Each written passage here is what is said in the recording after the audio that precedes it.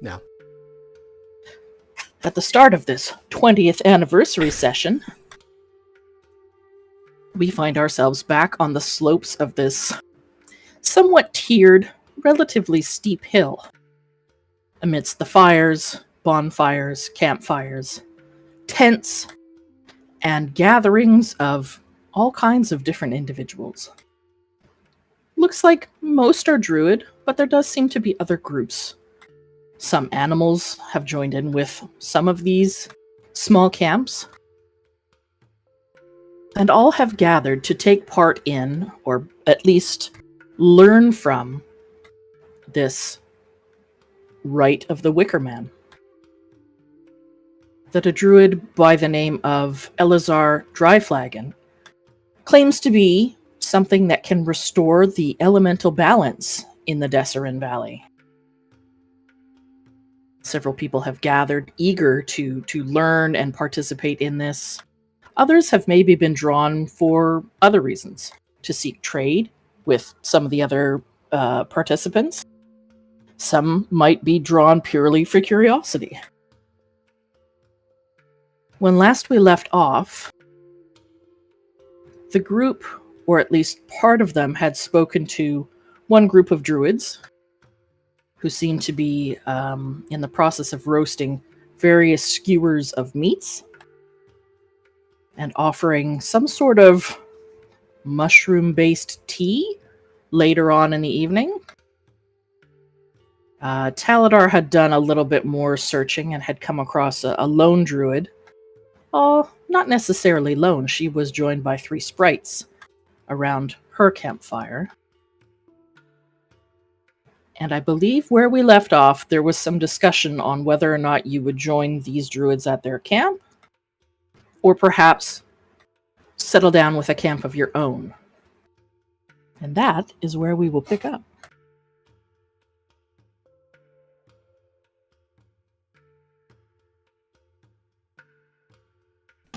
What time is it at this point?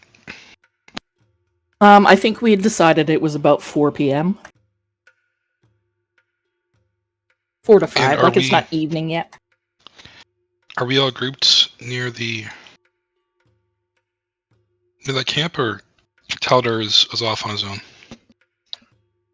I think Taladar had come back and joined you. Yep, Taladar had come back. Yeah, we can just skip to where we're all grouped up to make it easy. And Taladar would have reported back pretty much everything he saw as he wandered around.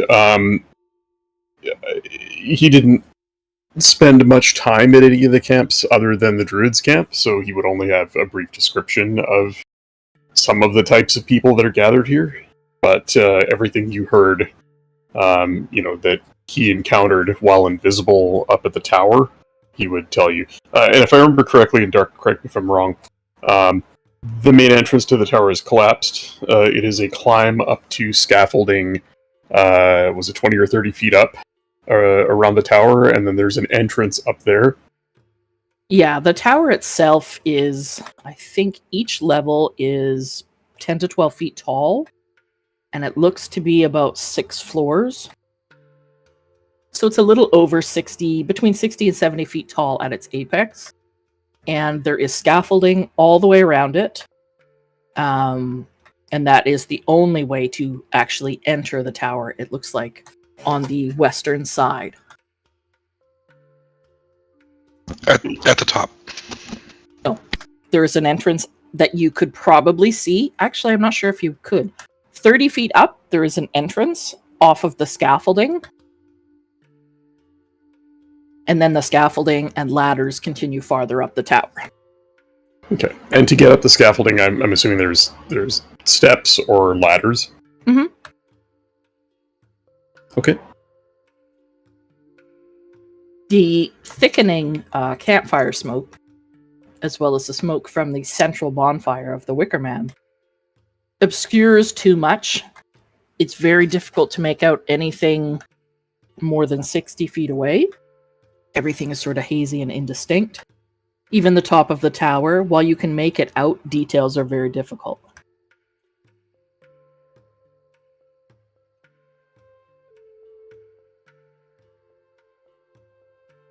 Well, Are we going to let this ritual play out, or are we going to attempt to stop it?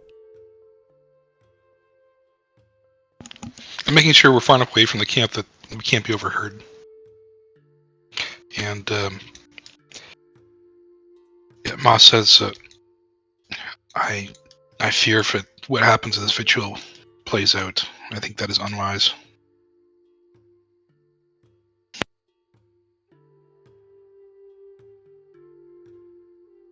Either way, we need a solid night's sleep.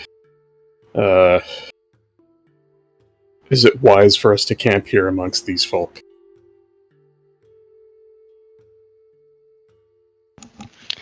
I think the druids with the tea are not going to pose any concern to us. I think we might want to take them up on their offer. But it's still early, and we could... did you see how many camps had druids? Only one other that I confirmed. The rest I didn't get close to, just close enough to see what type of folk were around the camp. Well, we could talk to the other druids in these camps and see what we can learn from them.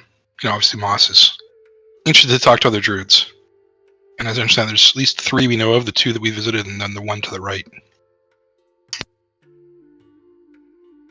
The one I spoke to didn't strike me as someone who would ally with us, nor as someone who was discerning enough to see through this ruse. Useless, as I think these folk here are as well. Not sure what you're looking to find, Moss.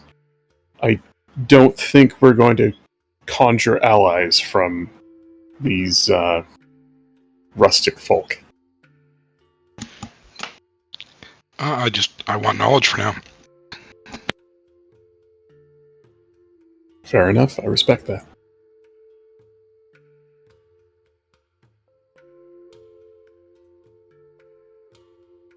Taladar would... One of these camps may know what the ritual is or what will be happening.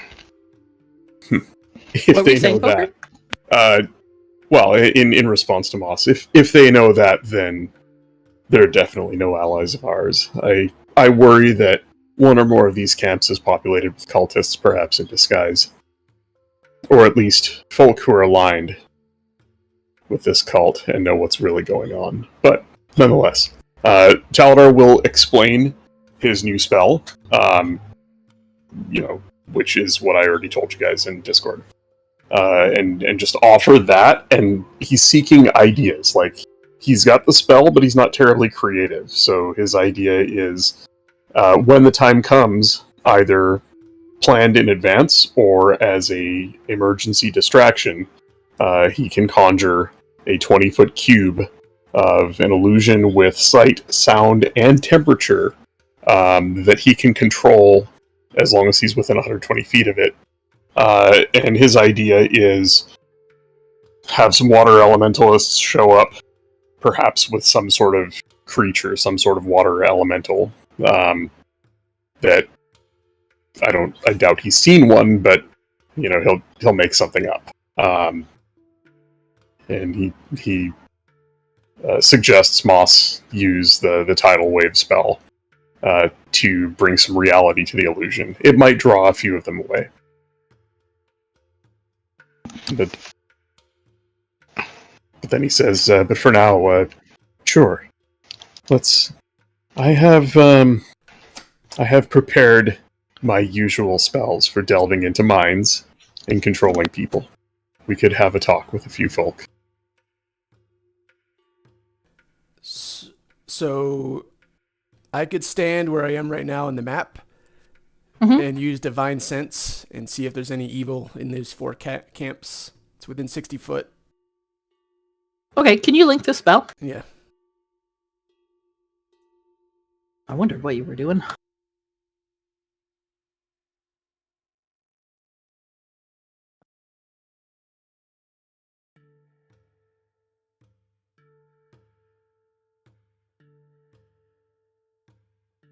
Okay, so you know if it's Celestial Fiend or Fey, Strong Evil.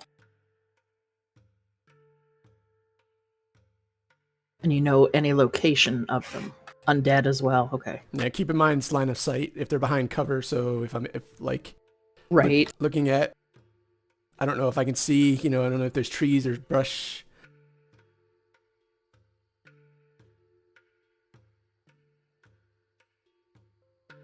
How long does it last? Until the end of my next turn. Okay, so it's Yeah. it's just a quick 6 Yeah. sections. Okay. Let me see. I gotta look at my map. If she's got to look at the map, that means there is something. Okay, I won't look Meta. at the map then. I'll just tell you. Nothing. You don't sense nothing. God damn it, Alright. poker. Ruined Give me a it. second. Just to clarify, are we over here by the hippie camp, or did we? As far as I know, that's where you guys Yeah, are. that's where we Okay, we didn't adjourn to didn't- the clearing. Okay. Nope, because we decided to leave. It was getting late, so we decided to leave that.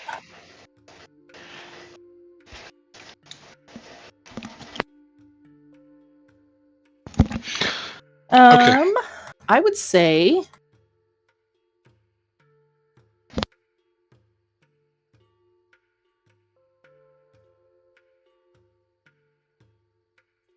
you are not, from where you are right now, you are not picking up any celestial fiend, fey, or undead. Mhm. And I wouldn't say you're picking up any strong evil. Okay. It doesn't detect good, right? Detect good or evil.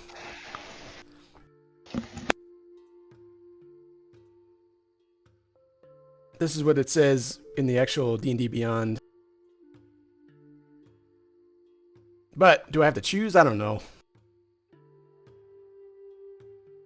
Anything affected by the Hallow spell, know the location of any celestial fiend, undead. Okay, that's not behind total cover. I would say you're not getting anything. Okay. All right.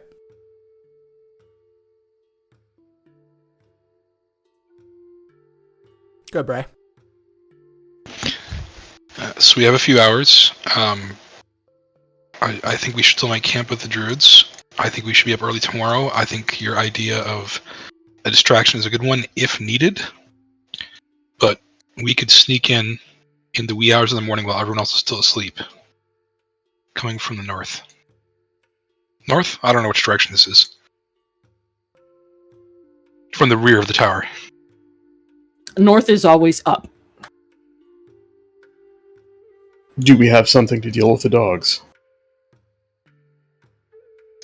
If we sneak in, Uh, they're in the enclosure. We're not sneaking in. That's the chances of all of us making it in undetected, or we've got a lot of meats here.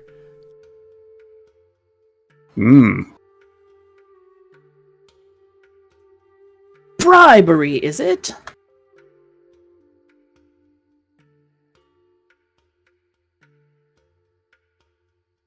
So you Moss, think are you you- can distract the dogs?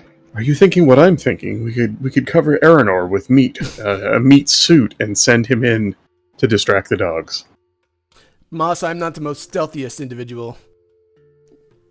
Unless you can, one of you spellcasters can do something for me. I always have my handy spell to let us blend in a little bit more past their trace. Okay.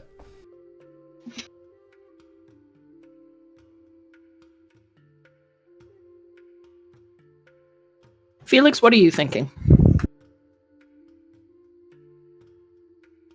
I'm thinking we can do that.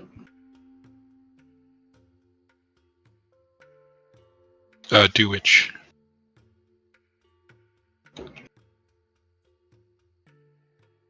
Meat armor or stealthing? The stealthing thing, not the meat armor. Okay, so the plan for this evening is to join this group of druids at their camp rather than set up your own. Although if we did want to leave early in the morning, maybe we'd have to have our own camp that's away from others. It's true. Who knows how long these hippies are going to be awake?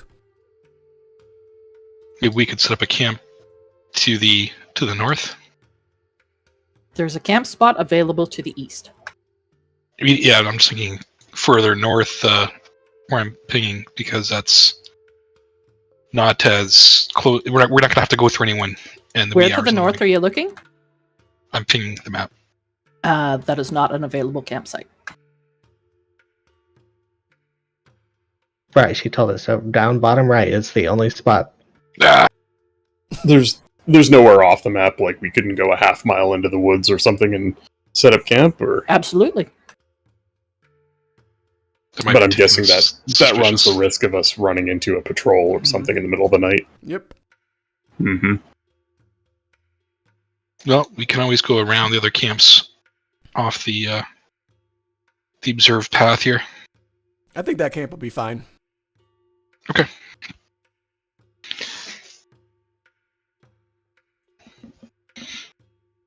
I'll start setting it up. Starsha will assist you. Ooh.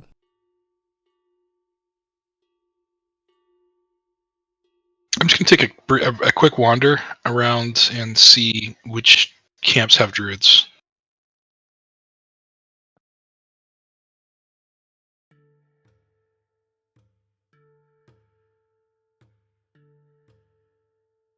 Yeah, I'll go with you. What are you rolling the persuasion for, Aranor? Starship.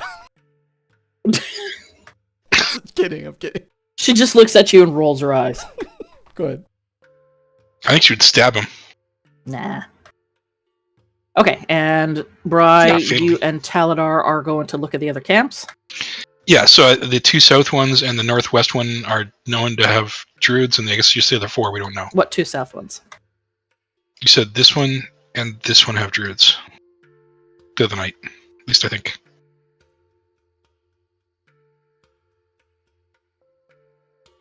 You spoke to the one on the left that has the elk and the roasting meat. You know them to be druids. The woman that Taladar spoke to up north, she seems to be a druid. I think she identified herself as such.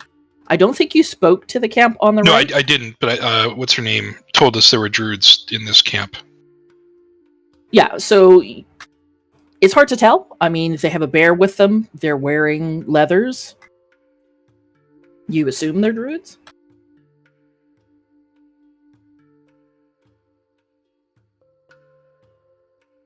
Thanks, Susan.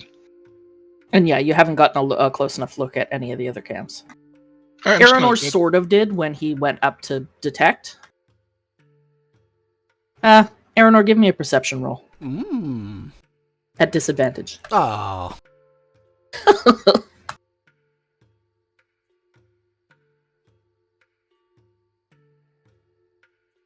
Did I That's just roll performance. You sure did. You're trying to cheat.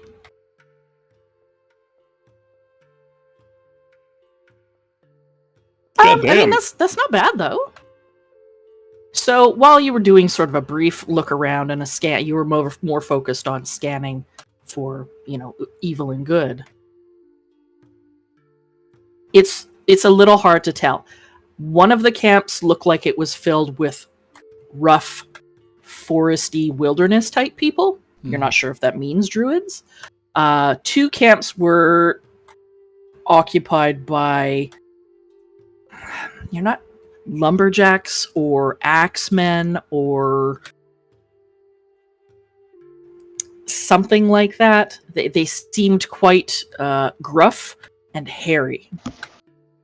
Which camp was that?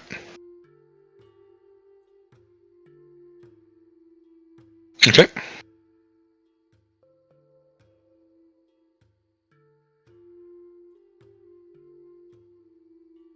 All right. Well, I'll convey that before I headed over to make the camp.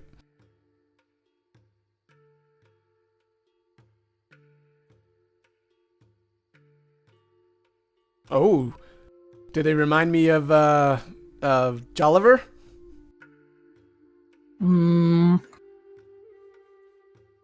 No. Okay. Jolliver was a dwarf that had some runes sort of carved into his skin. Probably not druid, you said? I see. These don't look like dwarves. They look human, maybe half elven. It's hard to tell without getting right up. Okay.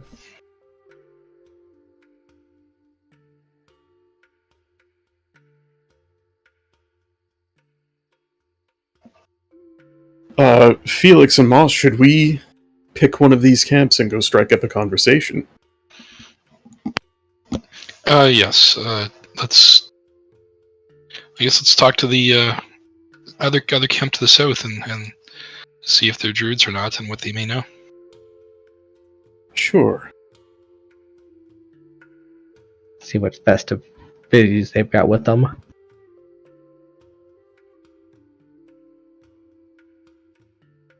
Yeah, so we'll approach their firelight. I'll make my way there and kind of wave in advance and hello, might we join you? So approaching this fire, the first thing that you notice is there is an extremely large bear that seems to be tied to a large iron stake that's driven into the ground. Oh, I already don't like them. The two individuals that you see around the fire look up as you approach. They are dressed in various leathers, some cloth garments as well. It seems to be a mixture that they're wearing. They stand up as you approach and nod at you.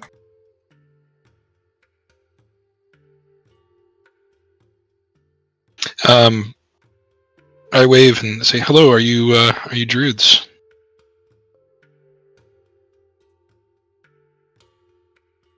Yes, we are here to. We are members of the Circle of the Scarlet Moon. We are here to participate in the forthcoming rite.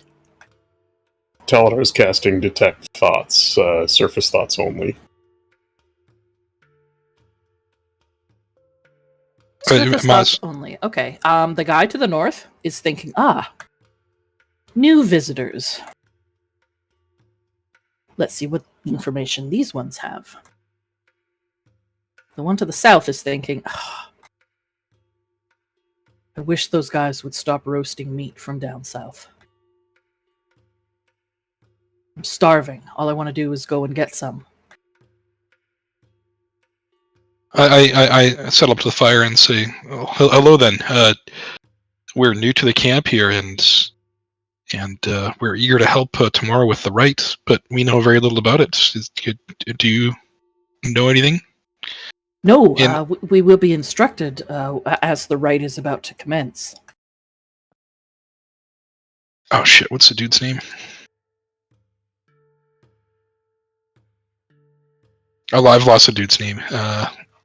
What do we know it? The guy who's leading this whole thing? I thought we were told last time. Maybe we weren't. Yeah, I wasn't sure if that was. No, his name has been brought up. Oh, okay. I wasn't sure if that was out of play exposition or not. Give my notes. It's Elazar. Dry Elazar. Yes. So the rites are coming from Elazar, and have you met him yet? Yes, very briefly, 2 days ago. Quite a charismatic individual. Indeed, I hope to meet him soon. You said you're already initiates of the Circle of the Scarlet Moon?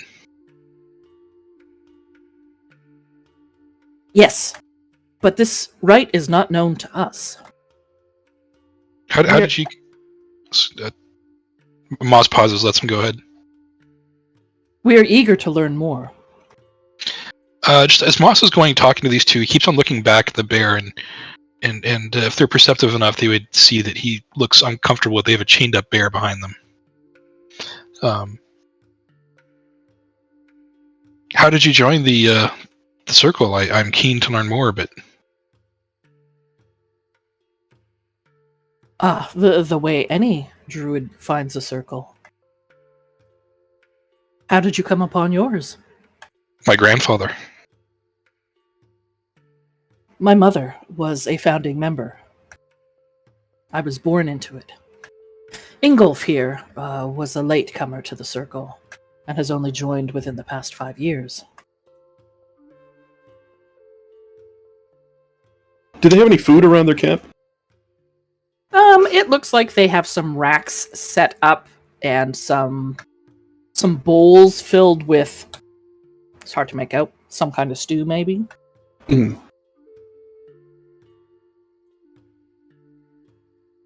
The folk across the way are cooking some delicious meats, and we've struck up a conversation with them. My friends here might be able to broker some of that food for you. In the spirit of friendship and giving, and Taladar smiles, but it's a bitter smile. He hates this kind of talk. Yes, perhaps we will join you over there later this evening. Tell me, friends, the road here was dangerous for us, although we traveled overland and not on the beaten path. There are strange folk about, barnacle-encrusted shields and armor, slinging spells of watery nature. The woods here are dangerous. Did you encounter any trouble traveling here, or were the roads fair for you? We were traveling with others who decided to break off and head elsewhere while we continued on to join this rite. We did encounter some individuals with masks of tin or silver.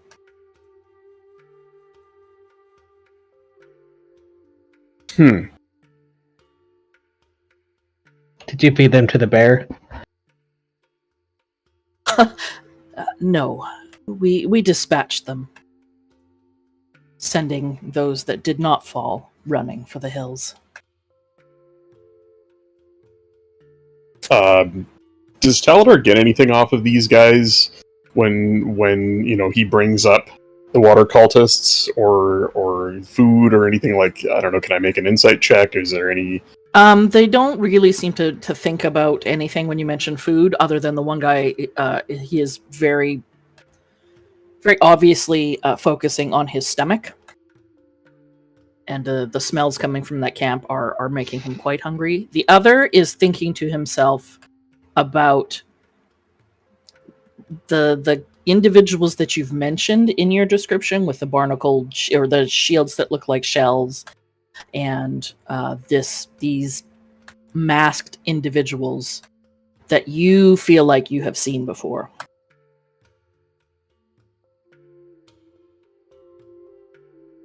Well, I'm thinking the masked individuals are the Earth Cult.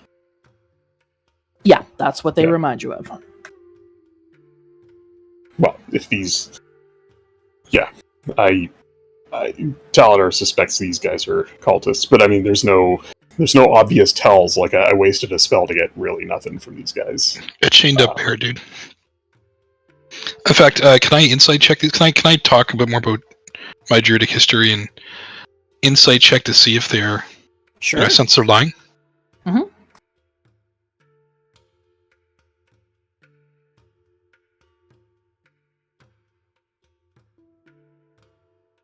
Where is it?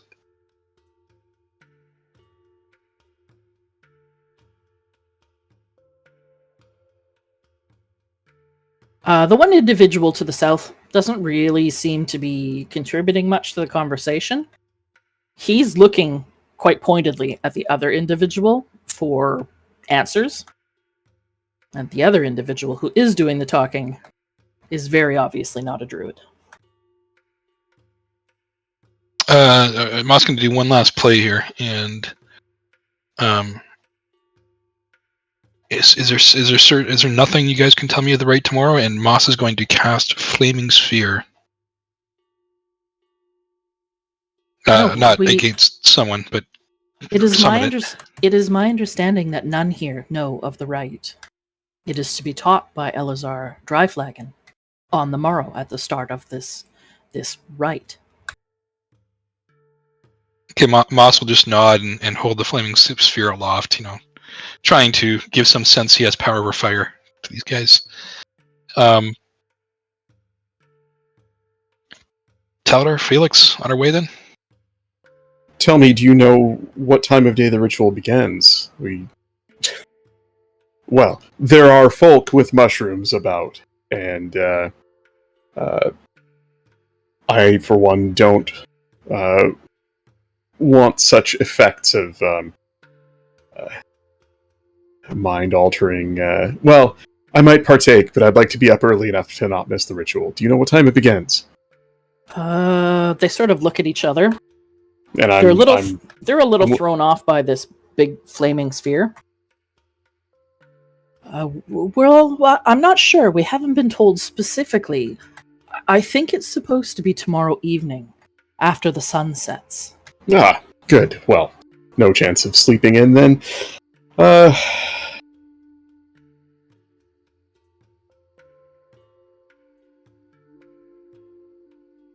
Taladar just looks at the other two and shrugs.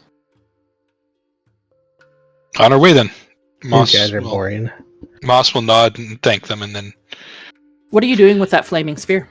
I will dismiss it. It only sticks around for a minute anyways. I was trying to be impressive. How firmly is the bear tethered? Would you like to get closer and have a look? No, I'm good from here. Like, I don't want to arouse suspicion, but you know. Like, is it chain? Is it rope? Is it? It looks like it is rope that is tied, well knotted to an iron stake that is driven, you assume, deep into the ground. And So it's it is rope. tied right around one of his forelegs, his forepaw. Okay, but it's rope that can be cut. Yeah. Good. I know what I'm doing later. These two individuals sort of continue to eye each other and look back at you. Look up at the flaming sphere above your head, I'm assuming? You know it's huge, right? Yeah, it's like I can't remember. It's 30 feet. No, It's it's large. like No, it's not that big. I think it's like a 5 Oh, sorry, foot by 5 5 foot. foot. Yeah. 5 foot. Sorry. Yeah. Yeah, it is quite noticeable. It stands out, not just to this camp, but to any other close by camps.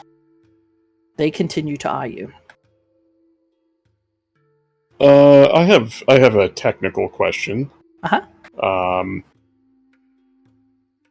I'm just realizing I don't have it prepared, but I could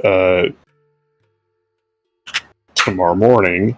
The Control Flames spell can instantaneously extinguish flames up to a 5-foot cube. Are these bonfires that these people of these various camps have going? Would I be able to put one of those out with that spell, or Absolutely. are they too big? Okay. Good. Not something I would do now, but maybe something for tomorrow.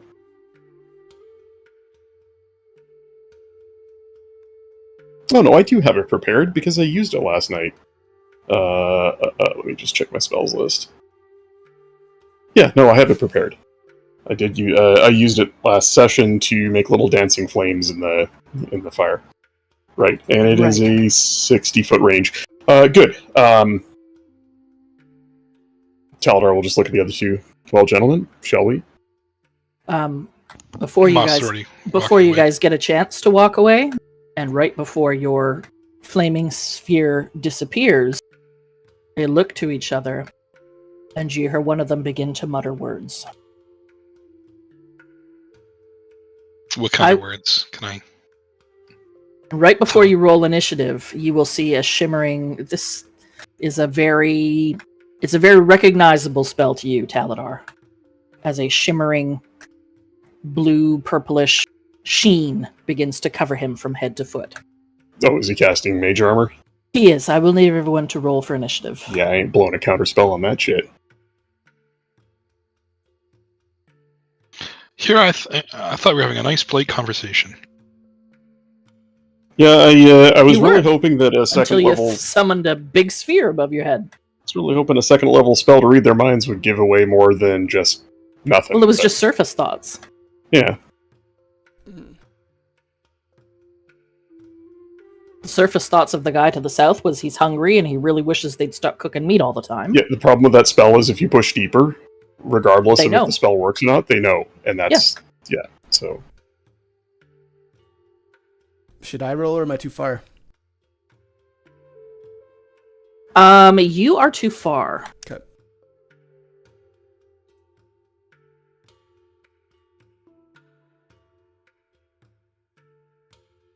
How far away, like, which of these campsites would have seen this giant orb that Bry spawned for no reason? The hippie druids to your left would have seen it.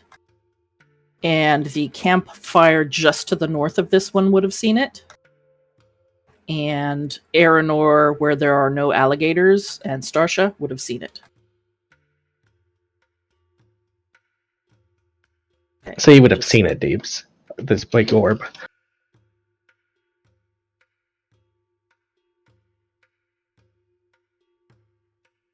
Just to be clear, I didn't hit some of this orb on top of anyone. No, you held it aloft above your head, right? Yeah. Trying to be impressive and all fire druid like. And you're 7 feet tall? Something like that. Yeah, it was seen for a long ways.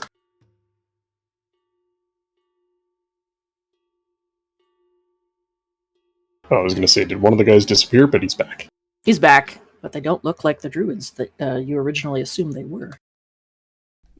Those are some amazing initiative rolls, guys. Pretty good. They're red clansmen. Oh dear.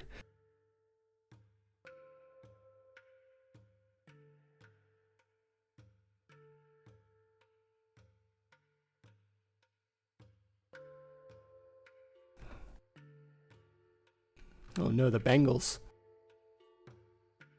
What? Eternal Flame. Oh. Close your eyes. There it is. I really didn't think that would set things off. What level spell was that? 2. Oh, jeez. Lessons are learned, Bri. Lessons are learned, Bri. I would say that both Aranor and Starsha, if they both... I will roll for Starsha. Deebs, can you give me a perception? Alrighty. We'll just make sure you noticed.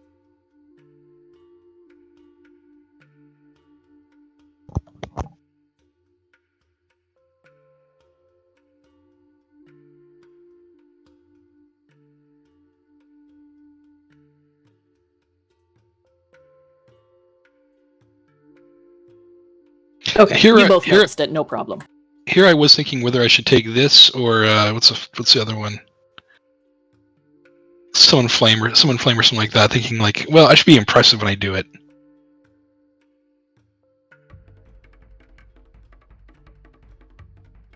Uh-oh, there goes the music. Tribal. These guys appear to be human, right? Yes. Human or human enough, you know. They're not monsters. Yeah, unfortunately, I think Felix and maybe Moss can't see in the dark. Those fires. Correct. Yeah, but I can put the fire out. I also have my flaming sphere or sphere, which I have not released yet, apparently, No, you still have it.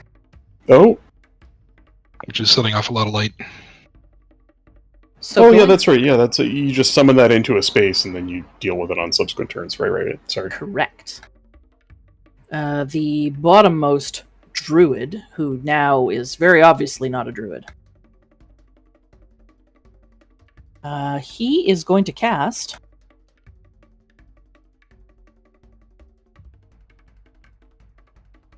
Oh, you're gonna love this one. Oh boy. No, cast it, you idiot. That's not a I cast. was linking the spell. No. I wasn't calling you an idiot. It was weird timing. I literally just linked it.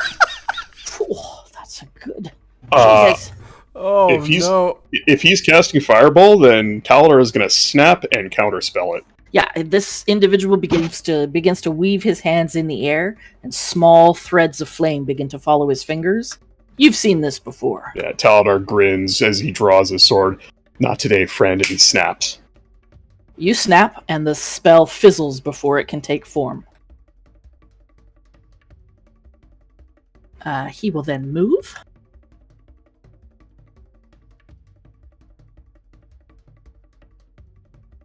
And he's going to move back here. Does the bear pay him any heed, or does it just let him pass? The bear looks at him and growls as he moves past. But Oh, shit. he did not move within 5 feet of him. He didn't move close enough to him for the bear to have done anything. But it's clear that the bear is Roll a not. perception. Oh, okay. Perceptioni. Check zoni. Nah. You saw him move over there and the bear didn't attack him. Okay. Up next is the other priest, who is currently shimmering very, very slightly.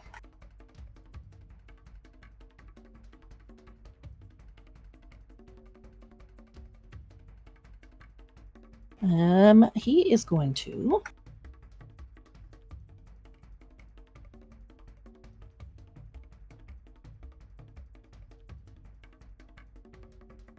You see him begin to weave his hands together. About to cast a spell.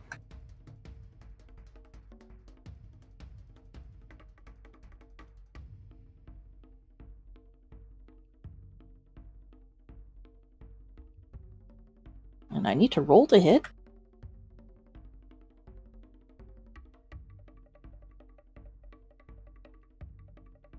Felix, does a 7 hit? No. Moss, does a 14 hit? No, it does not. Taladar, does a 19 hit? Yes, a 19 does hit.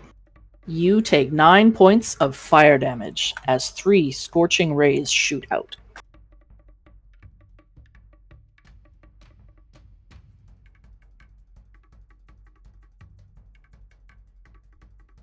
This individual too will move.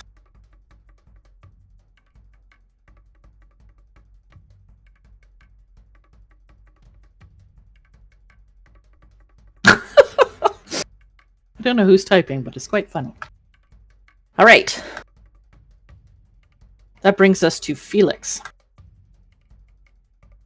Can I see both of them? You can definitely see the guy to the north. The guy to the east has moved slightly out of line of sight. You can't quite see him past the tent. I just wonder with the light and everything. The light is enough to let you see both of them. He's just out of your line of sight. Oh, okay. Is the light in between these circles sort of like dim light, Yes. glowing haze all about us from all Yes. of the bonfires? Okay. So even if I snuffed this bonfire, it wouldn't be pitch black. It wouldn't be pitch black, but it would be more difficult to see and make out shapes. Because you feel the vision is obscured. It's not just dark.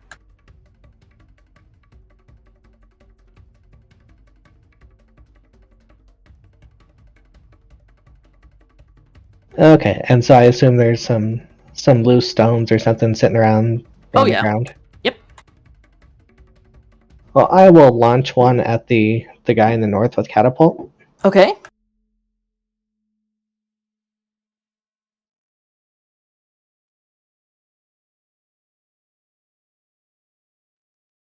It's a dex save, 16. 16 dex. He passed. Is that half then?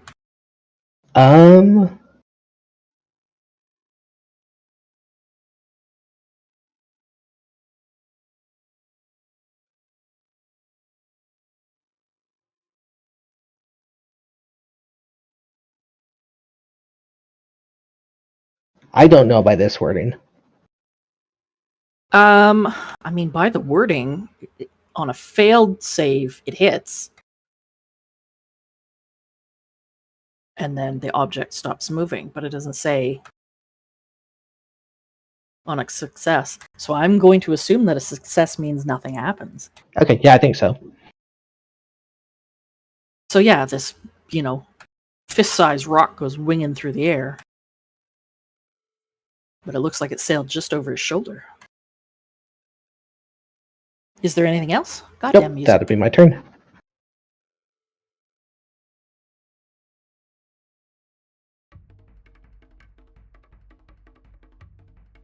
That brings us to Moss.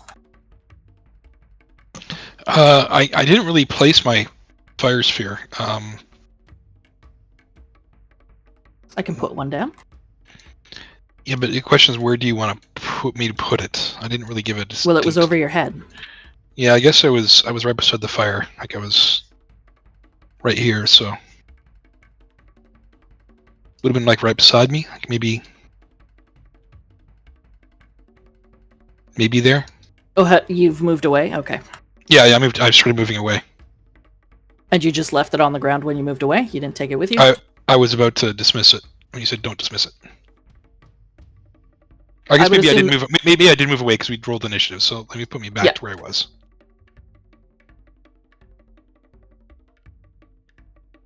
Oh, I got a will basket give you ball. control. Hang on.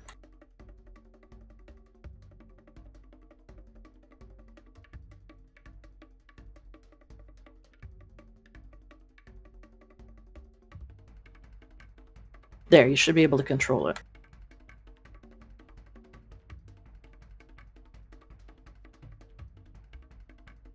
I may as well keep this thing around unless I think it's already caused attention.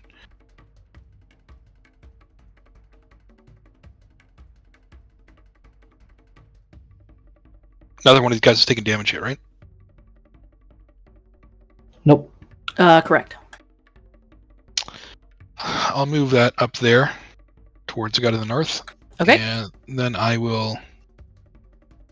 That's a bonus action to move it.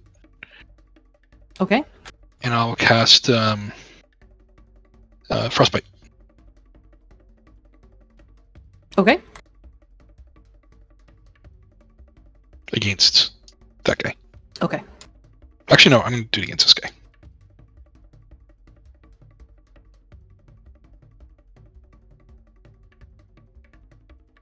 Con 14 save. Con 14. He passed. No damage in. Okay. Anything else? Yeah, I'm going to move. I'm going to hidden step. Okay. No, I can't hidden step. I do not have bonus action. Never mind. I'll just move, and I will move out of line of sight to behind the tent.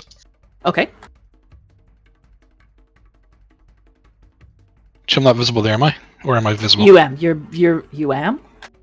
You're Well, if I visible go to the right- guy you just shot at. Yeah, right there. Nobody can see you. Okay.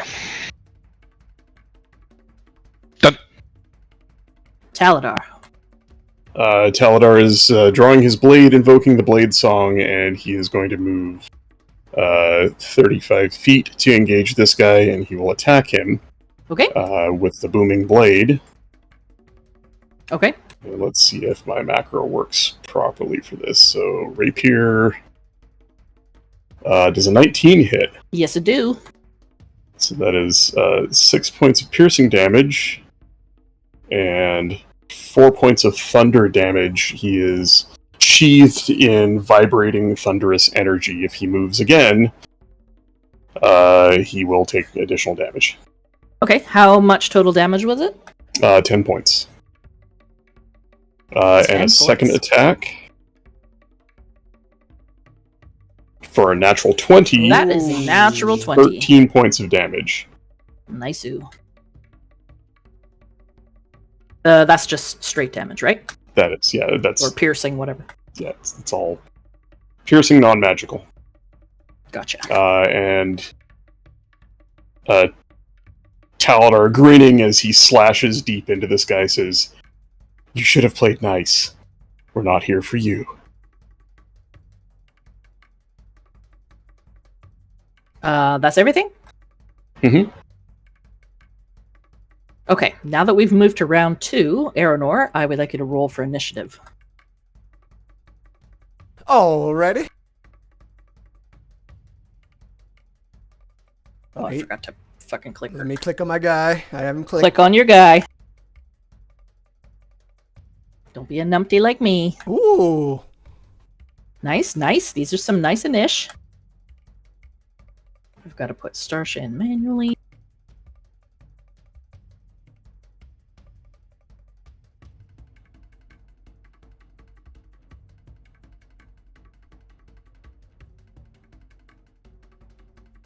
Starsha will actually go before you.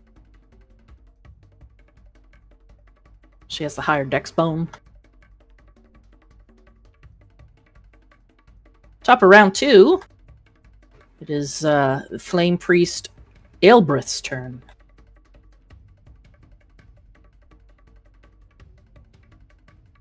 I'm gonna have him make a perception check.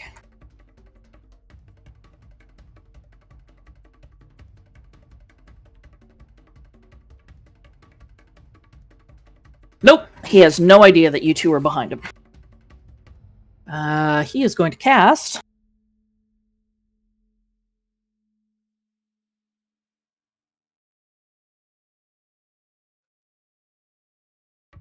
he is going to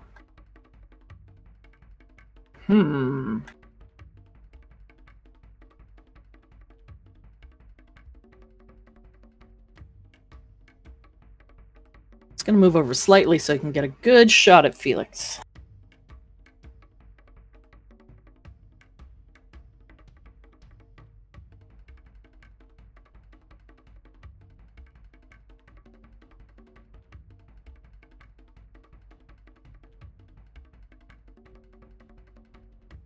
Felix does a 21 hit. Not when I shield. Alright. So as this small ball of fire that you have seen countless times yourself comes hurtling towards you, it deflects harmlessly off of the arcane shield that you manifest to deflect it. He is then going to back away farther.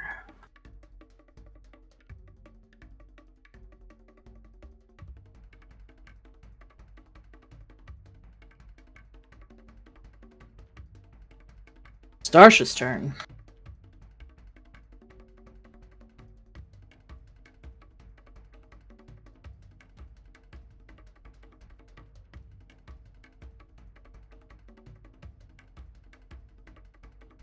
She has no ranged weapons. She has Firebolt. Yes, she does.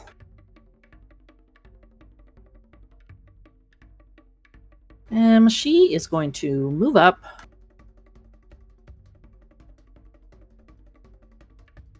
Can she move that far?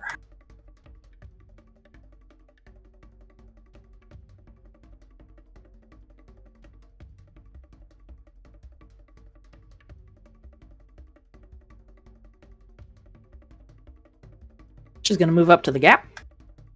See that guy there.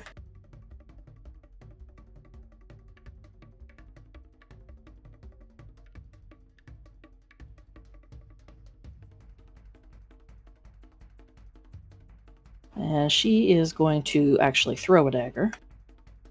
Not her good dagger.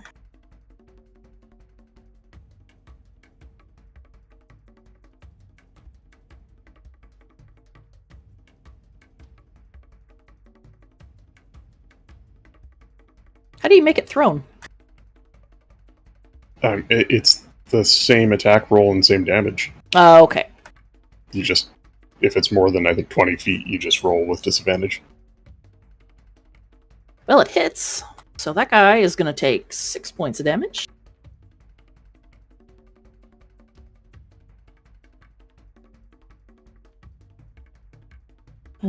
She is then going to...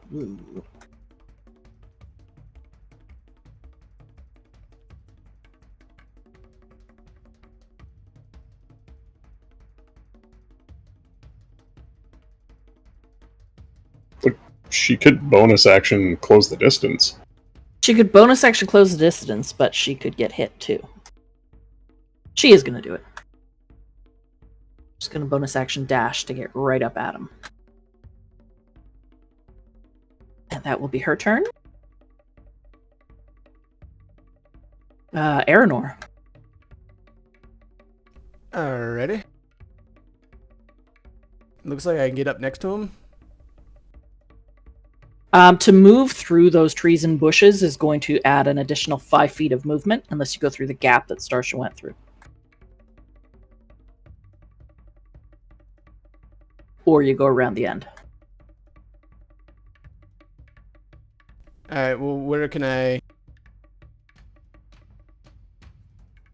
Can I get to him this round, I guess is what I'm saying. Yeah, you can get to him. If you have 30 feet of movement, you can get right to the south of him. Okay. Yeah. Alright. Stomp, stomp, stomp, stomp, stomp. Shoo! I'm going to activate Greatsword, Of course. and I'm going to swing. I just imagine hearing that, through the dense haze, heavy That hits. footfalls, and a large sword being drawn. 24 hit. Yes. 10 points 10 of damage. points. And then I'll All right. swing again. All right. 10 hit. 10, unfortunately, is not enough. Maybe the Alright. smoke is getting in your eyes and stings a little, but it just goes a little wide. Okay, that's it. Okay.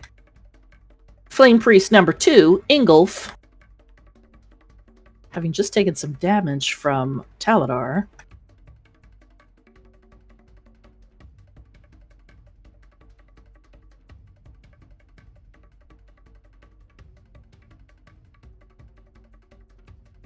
What does he want to do here? He is going to reach out and place his hands on your chest. Actually, let's see if he hits you first. That is a crit. Yeah, that's going to hit regardless whether I shield. He's going to reach out and place a hand on your chest. Is this a spell? Yes, this Then I'm going is. to counterspell it. Okay. My goodness. Yeah, Taladar sees this. I'm assuming it's Shocking Grasp. No, it is not. Oh. Is there any sort of tell that it's a spell? The only Dramatic or tell. verbal? The only tell that you would have is he's weaving his hands together as he reaches out with his hands, and a thin sheet of flame sort of emerges and separates you and him. Oh, hell no. Just as it's about to touch you. Yeah, no, Taladar with his free hand will just snap and cancel the spell again. Man, it's OP.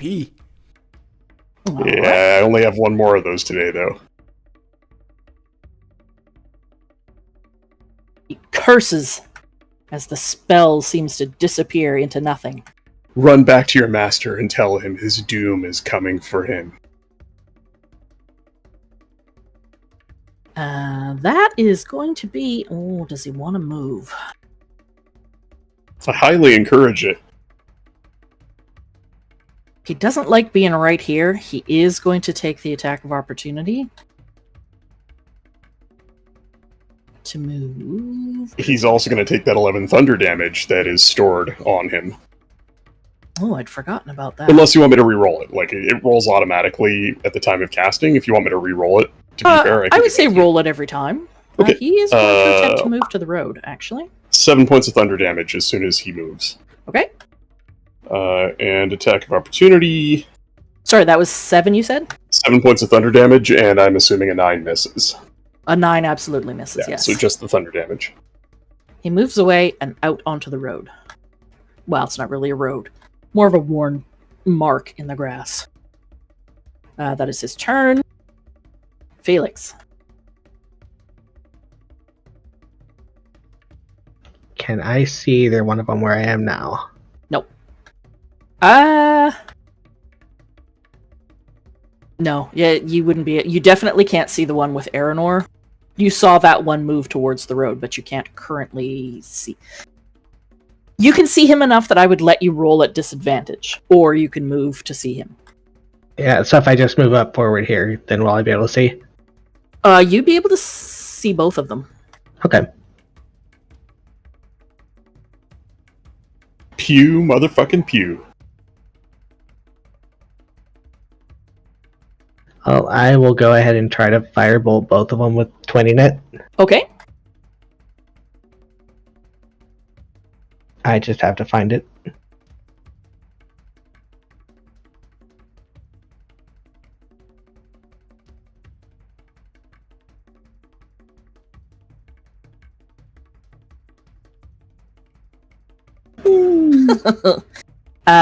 The first one, where? Tell me which one's going where. Whichever one's closer to the top one. The top one.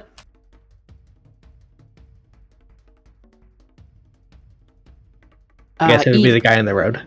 Yeah, the guy on the road, even with a 15, that's still gonna hit. So he takes 19 points of damage. And he is looking rough. Second one was a crit.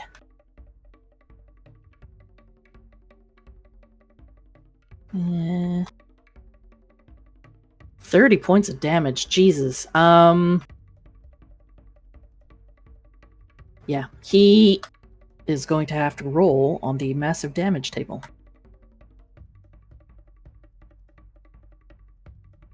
Oh, these guys are that tough. It doesn't just incinerate him? No. Whoops. And how's the bear looking? The bear looks angry. You can see him tugging against that piton or iron stake that's driven into the ground. So yes, he has disadvantage on rolls and ability checks until the end of its next turn. The bear...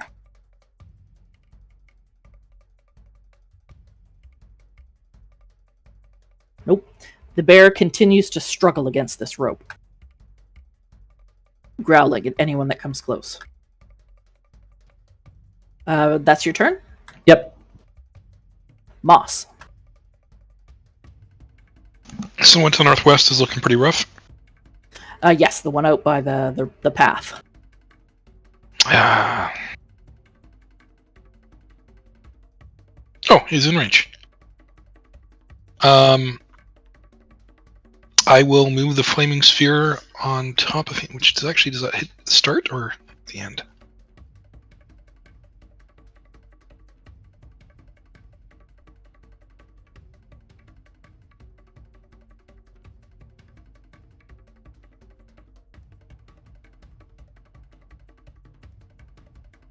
It says if you ram the sphere into a creature, they make the save.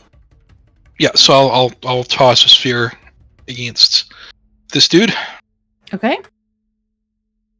and that's for my bonus action. So he must. Do I need to do an order? Does his bonus action or action make a difference in terms of order? Bonus actions usually come after your action because they're a bonus to the action, but for most things, it doesn't matter. Does it matter in this case? I don't think so. I'm going to probably do frostbite against the other dude if this kills. So you roll it up, and is it bludgeoning damage? Is it fire damage? Fire 2d6 fire damage. They must make a. Why don't I just roll it?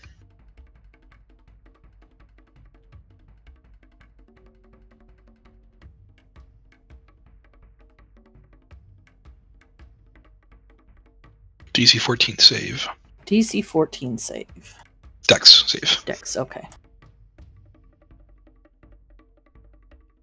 They failed. So they are going to take half of 8 points of damage. Or are these guys resistant? For some reason, Moss, it feels like not all of this damage went through. However, it is enough to take him down. Sweet.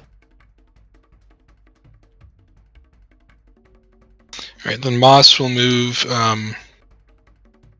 up here to the corner, and that should give him line of sight to this other dude, right? Yes. And I will cast Frostbite. As an action, sure.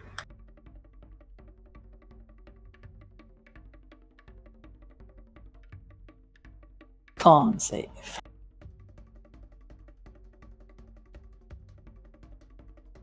He passed. Okay, that is my turn.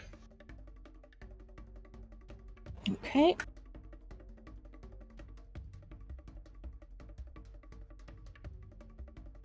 It's Taladar.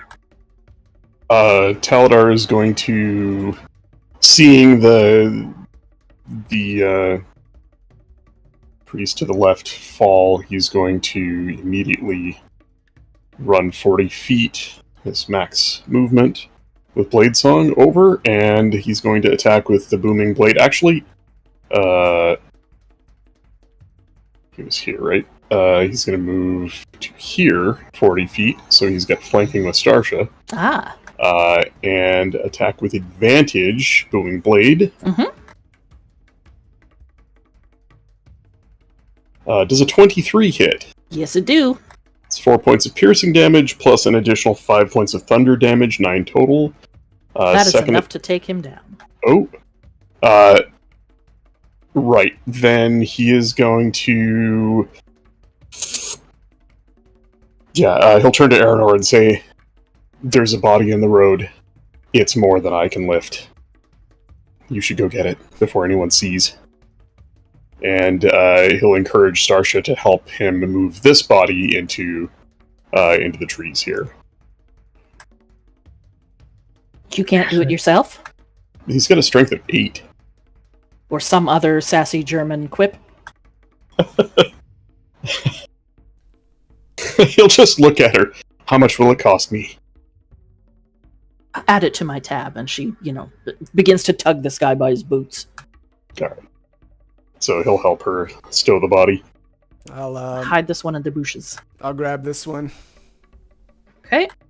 Do you take damage from moving close to that flaming sphere? Not if he doesn't step onto it. It's only 5 foot diameter on the space, so. But it's right on top of this guy.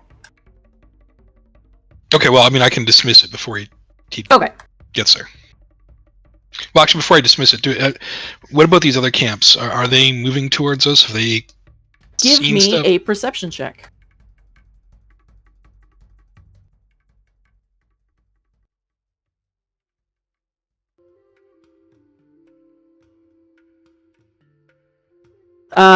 The druids from the camp that you were just talking to, the ones with the elves, the ones with the stoner chick who's making the mushrooms, have all moved out onto the road.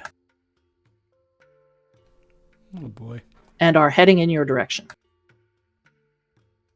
The Okay, I camp will. to the north, Taladar, you can see they are all standing up and looking in your direction and towards that where the flaming sphere was.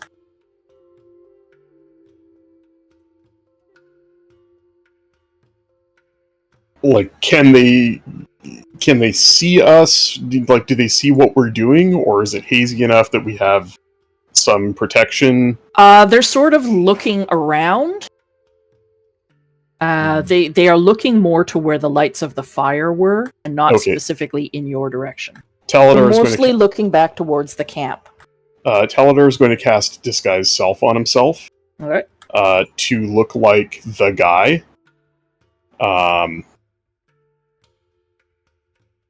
What's his name? The guy whose body you were just tugging? Yeah. Okay. And no, the other guy. Sorry, the guy, the leader of the two. And he's just going to leave Starsha to what she's doing and sort of make a show of, walking back to the camp, like, maybe straightening his trousers and tunic like he just came out of the bushes after taking a shit. And You're he's just also gonna leave me here to put this body back by myself? Typical. he's not going to answer. He'll make a show of walking back to the camp. Mhm. Calmly, but he's also looking around. And if he sees the others that camp to the north looking around, he'll just look over at them and nod and walk back to the camp, walk back to the firelight. I don't know if you want me to performance, deception, anything fun Make like a that, deception. or deception. I wasn't gonna make you, but since you suggested it, Well, that's only fair. 19. yeah, not a problem. They continue to look, kind of like people that drive by accident sites, just wondering what's going on, what happened. Meanwhile, 30 feet to the left, a Well, they're not plate-armored looking over there. greatsword-wielding paladin drags the real dead guy down the road. One square at a time. One square at a time. Are they the other druids? Are they looking at the north? Do they see that body? Well, now that Taladar is walking about, are you like fireman? How are you carrying this body? Aranor. I'll probably just like put it over my shoulder Okay. and just carry it that way. I won't drag it.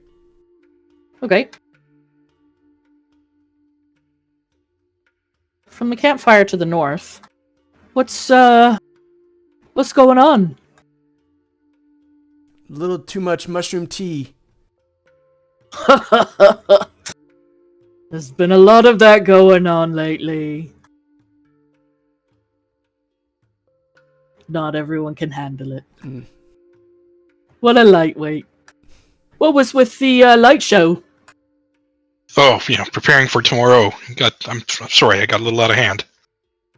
Oh, no worries, friend. And him and the others begin to sort of slowly make their way back to their camp. The druids that you had spoken to previously. So, Aranor, at this point, you can dump the body with the other one. Okay. Maybe let's not put her there. The other druids from the camp, actually only 3 of them came over. What's going on? What's the commotion?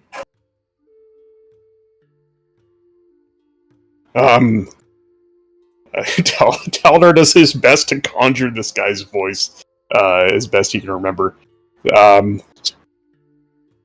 Nothing much. My friend fell ill and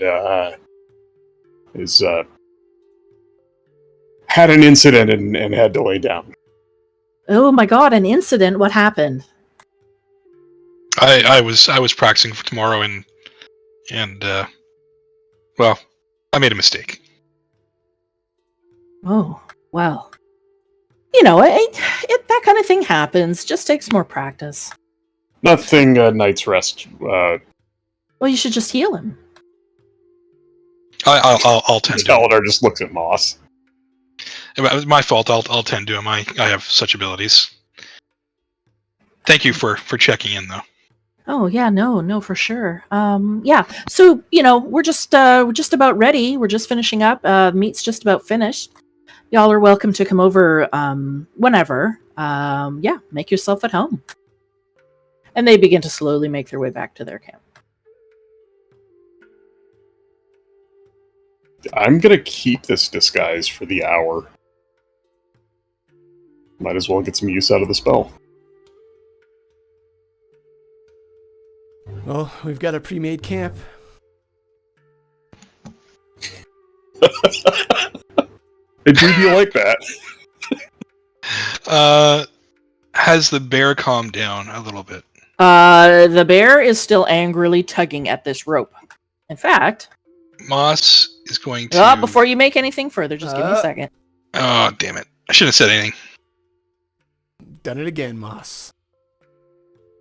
Nope. He's continuing to pull at this rope. It is a very thick rope. The bear looks maybe not emaciated, but not at his best. And he continues to fight against it. Moss is going to just, use his skills in speech of beast and leaf and kind of make calming motions towards the bear and tell the bear that, ease, friend, I will let you go if you can ease and let me approach you.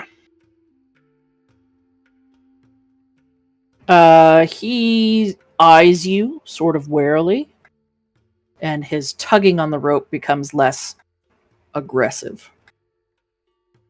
And if you can lay down, I will come closer and release you, and let you return to the wilds.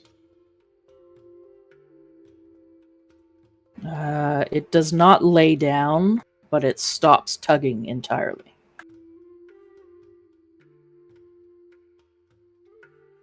Can I do any kind of charisma check or anything like that to Do an animal handling. an animal handling? hmm Well, that's not good. What is it that you're trying to do that you need an animal handling for? Well, I just want to calm him down so he's approachable so I can untie the rope. Talking to him would have been, he is calm. Okay. I'm going to gently approach the bear, calmly, confidently. No Yeah. sudden movements. We'll use your animal handling for doing whatever you're going to do with the bear. Oh, it's going to go badly. Calm down, bear. Calm down. I am calm. Moss will approach the bear and Mhm. start reaching for the rope to release him. He will swipe at you with his other paw. Okay. Does a 14 hit? No. My AC is 16. Yeah, you managed to just, dodge back just in time. He only makes the one swipe. Moss just sits down cross-legged and tells him again that I cannot release you if you attack me.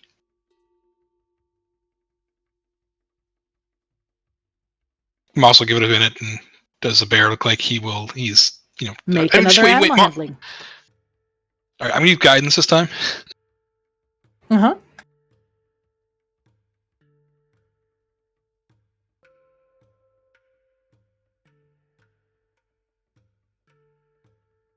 $13. For 13? Mhm. Okay, what Moss are will you try to going to approach again. And he swipes. Not yet. All right, Moss will untie the bear. Oh boy. It is a very thick rope. You don't think you can untie this.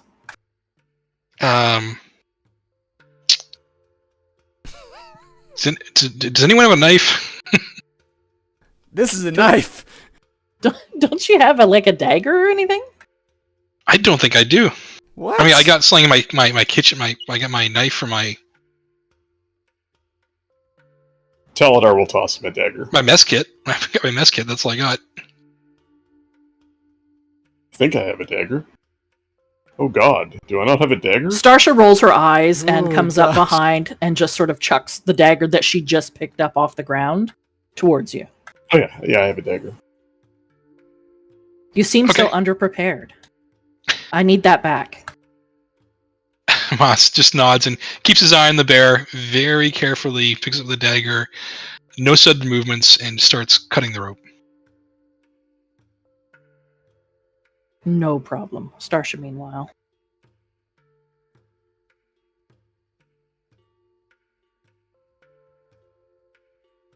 She comes up to pat the bear in the back as you're cutting the rope. It turns and growls at her just as the rope breaks free, and the bear bounds off.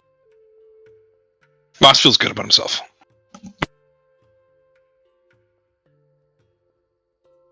Bye, bear. And Moss hands the dagger back to Starsha, and with a genuine thank you. I'm assuming Starsha searched the bodies. Taladar is going to search the camp, go through the tents, see if there's anything worth, and he'll take however long it takes to be thorough. Let's see. Investigation? Yes, give me an investigation. Starsha's always sassy. Investigation. 15. There's nothing really of value here. Bedding, bedrolls, normal camp accoutrement. Ooh. Nothing of, supreme value. You could add, there's maybe a couple of lanterns, there's some torches, there's some bedrolls. Is there an extra dagger? You know what? You can lift that from one of their bodies. They both had daggers. Cool. So to your inventory, you can add a dagger. It's just a regular dagger. I'm thinking their attire, their outfits are probably not of much use to us. They're tattered from the fight, I'm sure, and tattered and burned. And Checking I- inside the tents, you can see what did you roll? a 15. Yeah, that's enough. You can see what looks like one in each tent, 2 red-colored robes. They're bordered with not glyphs, but I guess runic designs. Oh, was that not what With they were? I thought Nope. that's what they were wearing. Nope. I switched them so they looked like bad guys. Oh, okay, gotcha. So the robes look like what you see on the dead pawns. Good. Good. They seem to have a fire motif to some of the detailing around the cuffs. That doesn't make any sense at all. Mm. Yeah, Taladar will collect those. They might come in handy, although not for moving around here, because obviously if these guys were in disguise, and I haven't seen anybody else dressed like this outside of... Were the guys up by the big effigy, were they dressed like this, or... Nope. Not that you Okay. recall seeing. Yeah, so I haven't seen anybody dressed in these robes around Nope. here. Okay, so they might come in handy They for... do look similar to that one guy that hit you all with a fireball some time ago. Okay, so maybe handy tomorrow during the ceremony, or to sneak in. Yeah, so just make a note, add them to your inventory, 2 fire robes. Cool. I call dibs on the big tent.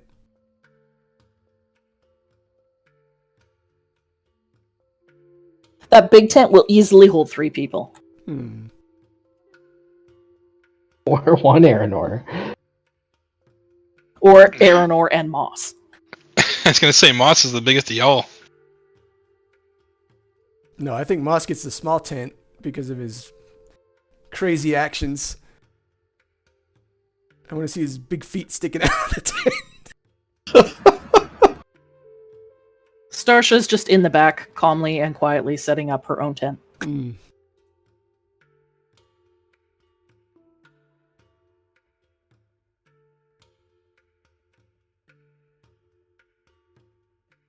That settled, and everything looking like it's calming down.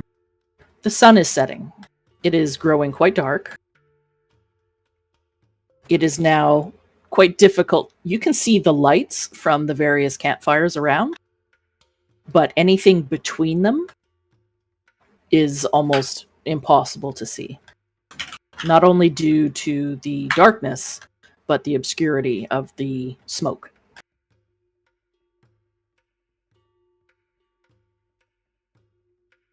You hear flute music coming from somewhere farther up the hill. You hear what sounds like maybe fiddle or lute music as well.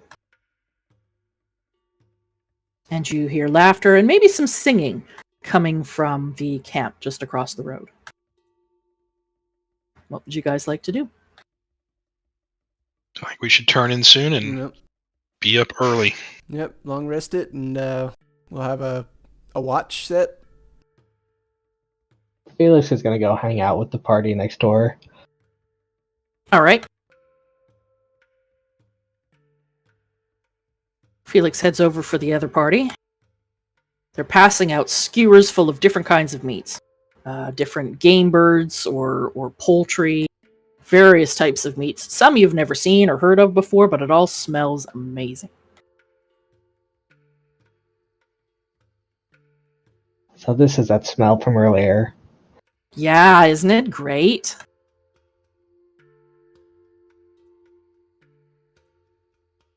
Felix will try some of the meat. Yeah, it is.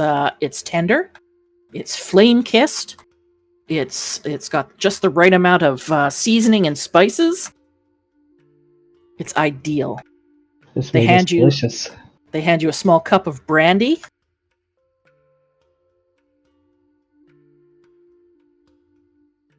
And after about 20 minutes or so, after you've tried a few different skewers of meat, perhaps, cups, earthenware cups of a dark, pungent, but savory smelling tea begin to make a circulation.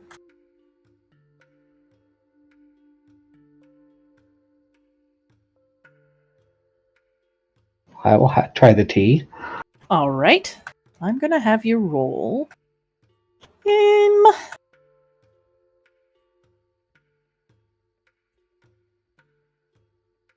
Roll a medicine for me.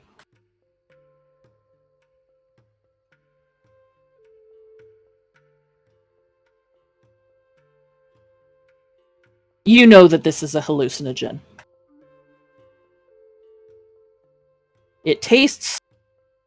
It's only very slightly bitter. It is quite strong. And after having quite a big gulp, you know you're probably in for an interesting evening. The rest of the druids also partake. Anyone else? Is anyone else going to join them for meat and tea? Nope, not me. Starsha's going to roll her eyes. You bunch of dour Nancys. I'll go. She will go over to have some meat and also drink some tea. Taladar will stay and tend the fire and maybe entertain himself by making some small dancing figures of flame atop the bonfire. Just slowly waving one hand, fingers waggling, controlling them, as he ponders what spells to prepare for tomorrow.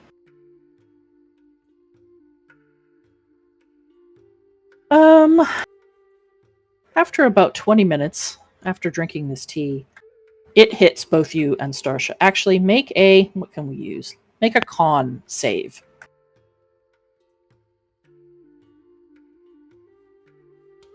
No, that's not great, Starsha.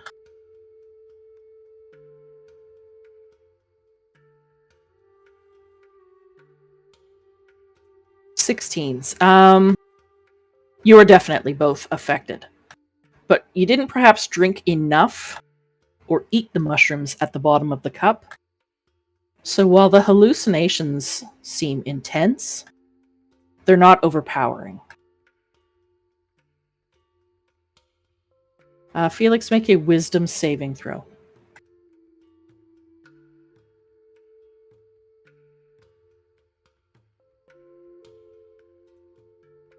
You see strange things. Colorful animals that seem to dance around the fire. Everything is sort of distorted and floaty. But it's not disturbing. It's not bothersome. It's just an enjoyable evening. I will make one for Starsha.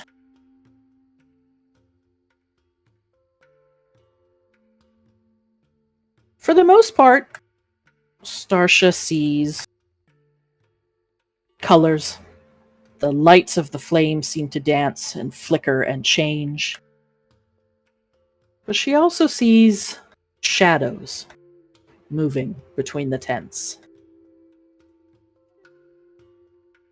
And it freaks her out a little bit. Maybe reminding her of things she'd seen at home.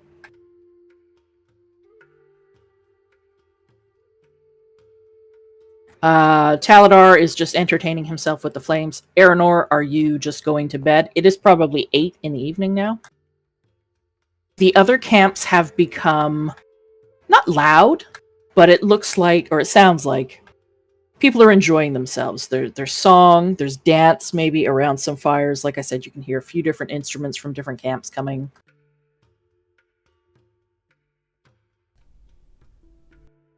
If you want to turn in early, you can. Yeah, I'm gonna. You all can.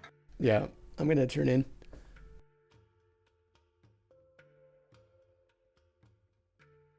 Aranor beds down by himself in a giant tent.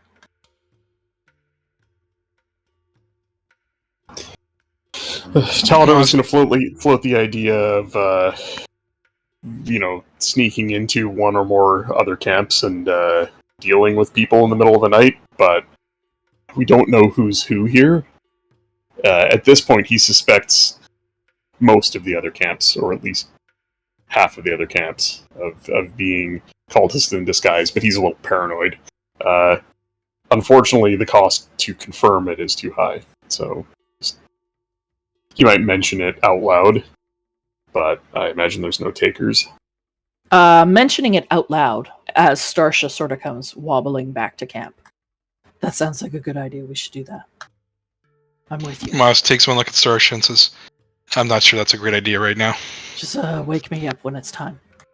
And she moves into her tent, and you see nothing but boots sticking out the end of it. Which tent did Starsha go into? She's in her own. Oh, her own. Okay. Moss will turn in. He will turn in to the tent beside Aranor and bed down right beside him.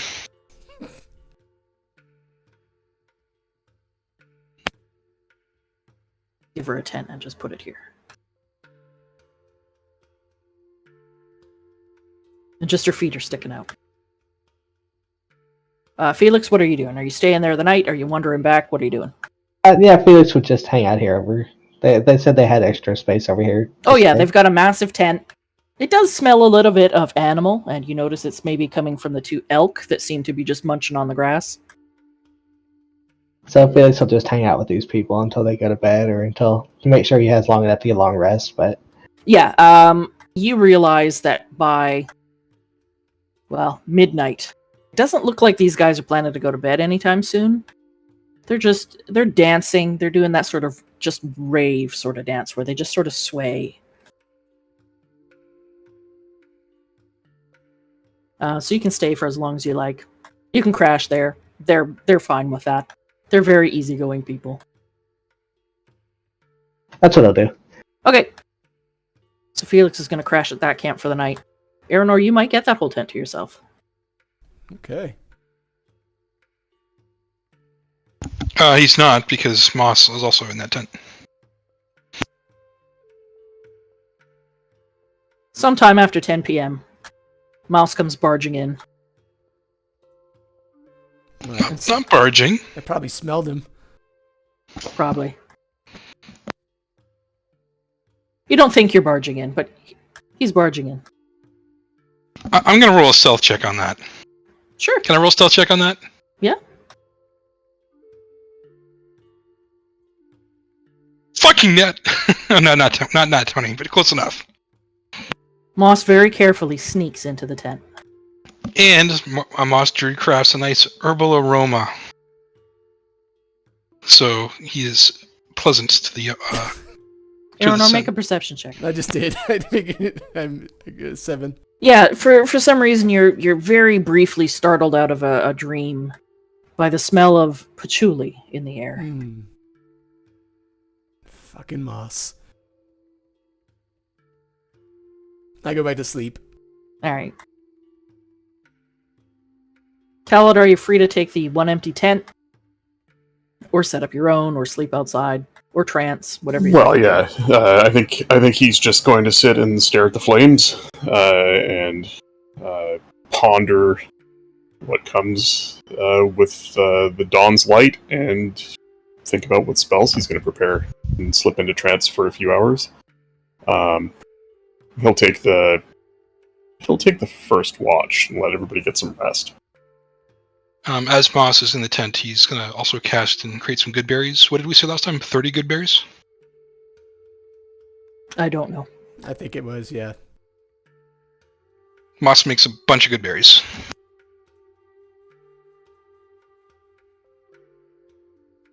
Alright. Can we hit our long rest button? Everybody make me a perception check. Oh. Everybody, Everybody. even the sleeping people. Starsha and Felix will be rolling perception at disadvantage.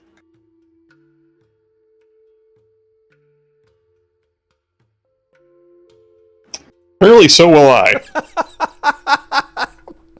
Not sure why it rolled 3.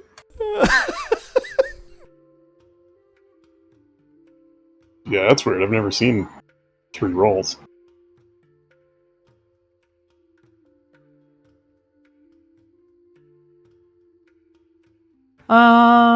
Moss and Aranor rolled well enough.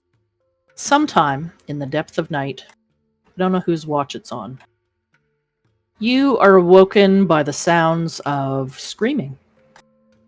Oh no.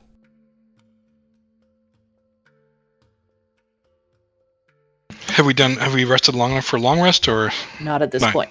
Okay. Then back to bed. Where was the screaming from? It sounded like it was coming from the north. Moss turns to Aranor. Should we Should we investigate? Yeah, Aranor's already out, heading up to the north. It is probably 2 to 3 in the morning. Most of the campfires are now dim spots of burning embers. Who's awake on watch? Is it Taladar? No, I mean with that 0, Taladar is probably deep in trance, and you'd see him just sitting on the ground, cross-legged, staring at the embers of the fire. The only 2 people that are currently awake are you and Moss. Or, sorry, Aranor and Moss. All right. Well, I'm going to shapeshift into something that can see in the dark. Okay. Let's go to the tried and true, I guess, giant spider. Be aware that it's not just darkness that's obscuring the vision. Fair enough, but I can't do a bat yet. Okay, so Moss has wild shaped into his giant spider form. Let me put one on the map.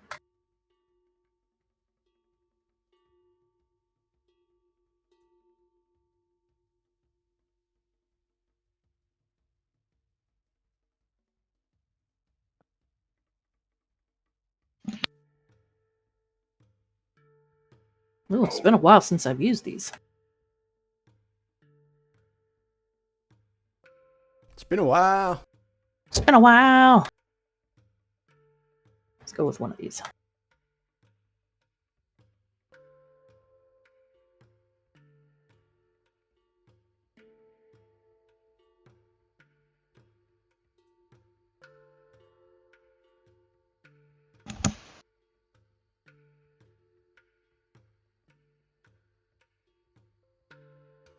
There, you should have control of that spider.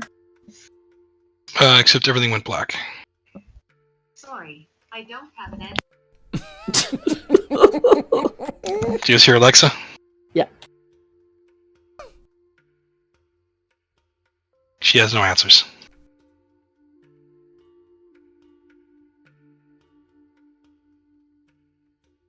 Yeah, everything is black to me. I Hang can't on. see anything. Okay, got it.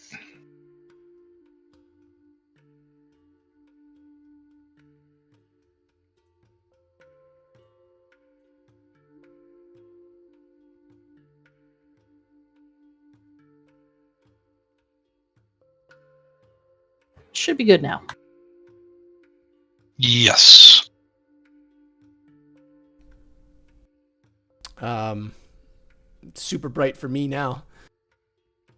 Yeah, it went brighter. That's fine. Anytime I have to make a lighting adjustment mid-game, it messes it up for everyone.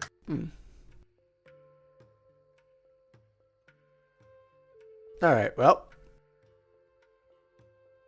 I'm going to continue to listen to see if I can figure out where it's coming from.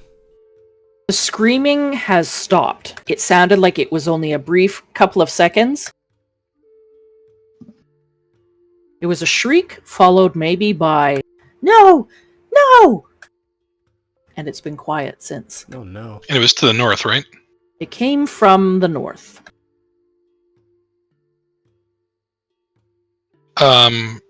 You're not entirely sure of its direction because it woke you up. Can I move a little bit closer? Can I see anything as I move closer to the north camp here? The camp to the north there seems to be quiet. The fire pit is burned down to embers. There does look like there is one individual that's sitting up and is sort of looking around and to the north. You don't see any of the other members of that camp.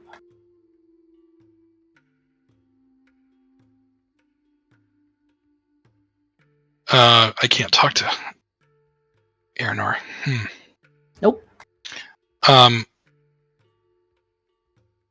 Moss is going to make like kind of a motion with his arm, like way north, like kind of motion that's like around the camp and to the north of that. All right, I'll go around. Aranor, Okay. make an intelligence check. Oh. Oh, no. Here comes a dumb. Me dummy. You see Moss, wild shape. You've seen him do this before. You recognize the spider form. You see the spider move around for a bit and then come back to you and wave its arms in the air. And you don't know if this means he wants to go dancing or if he's looking to fight. You're not quite sure what he means. All right. Well, I'm just going to move up to the camp.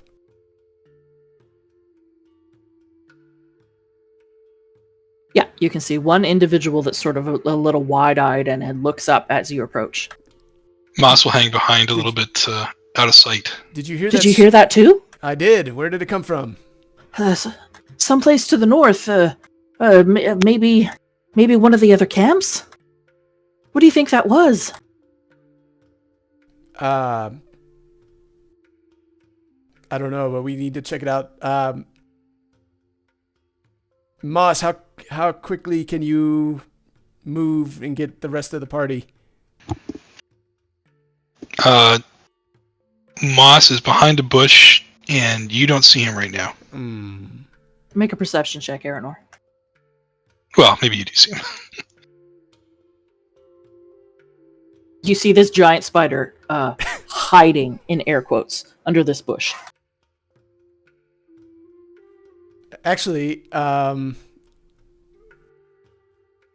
tell this guy, hey, can you go down to the south and alert my other friends of this issue? Can you do that for me? The scary lady with the knives and the elves? Yes. Those ones? Yes. Okay. I'm going to go check this out. He sort of, is looking around and, all right. And he heads his way down towards your camp.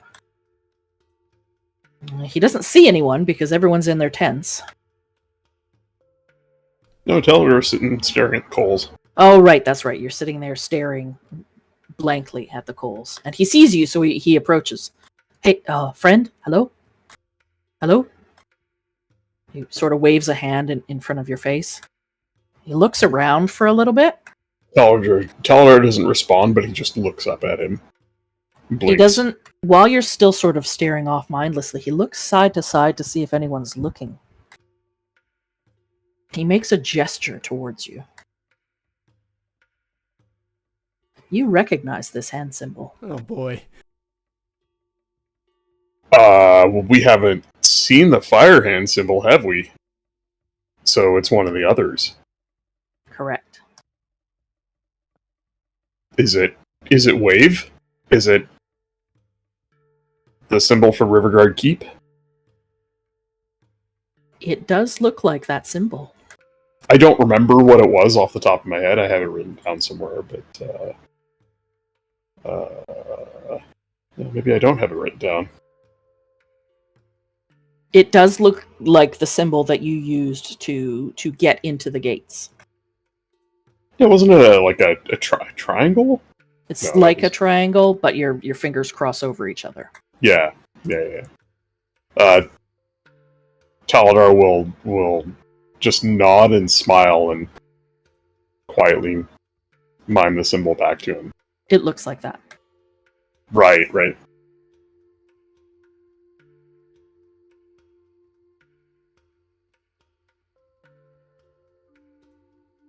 No, that's not it. No? So you... No, I'm commenting on Lucid's. You mime the symbol back to him, and he says, "Oh, thank goodness. You should get your friends. I think there's trouble, maybe, up north." How many more of us are there here? It's just me. I was sent to Just you. investigate, find out what this rite is all about. Taladar's smile widens a little bit. Good. Well, it's good to find an ally among these. Yeah, I mean, I was getting a little worried. This is sort of my first big mission. Are you here from Riverguard? I came from there, yeah. But that's no, I was down below. Ah. And so they sent me out on my first mission, and I really don't want to mess this up. You know what they do to those that fail. And Taladar just shakes his head and kind of turns away, smiling wider. I guess we should meet up with your friends. I don't know what the hell is going on. There's fights most night, and this isn't the first time I've heard screaming in the night. I'll rouse the others. Go on ahead. Which camp? Which direction? I think they're heading farther north. It sounded like that's where it came from. We'll catch up. Go. And Taladar will wake the others. Is Felix here? Did Felix he ever is come not back? there. Okay.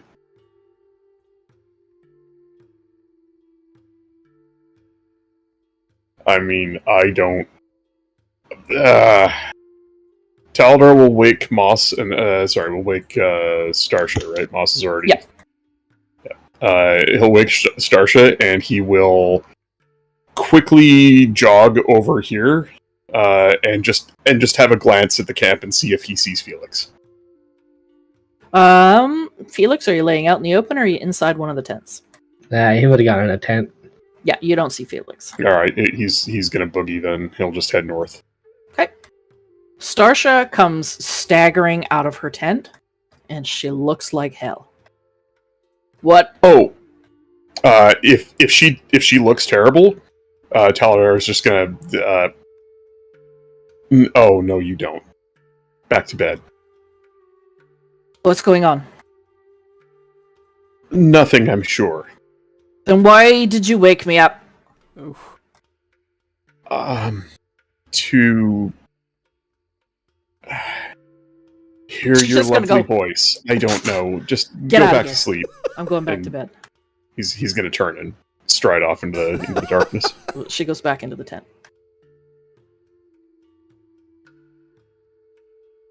It's like Who's the Starsha's here. dude? Who's the dude beside Arnor?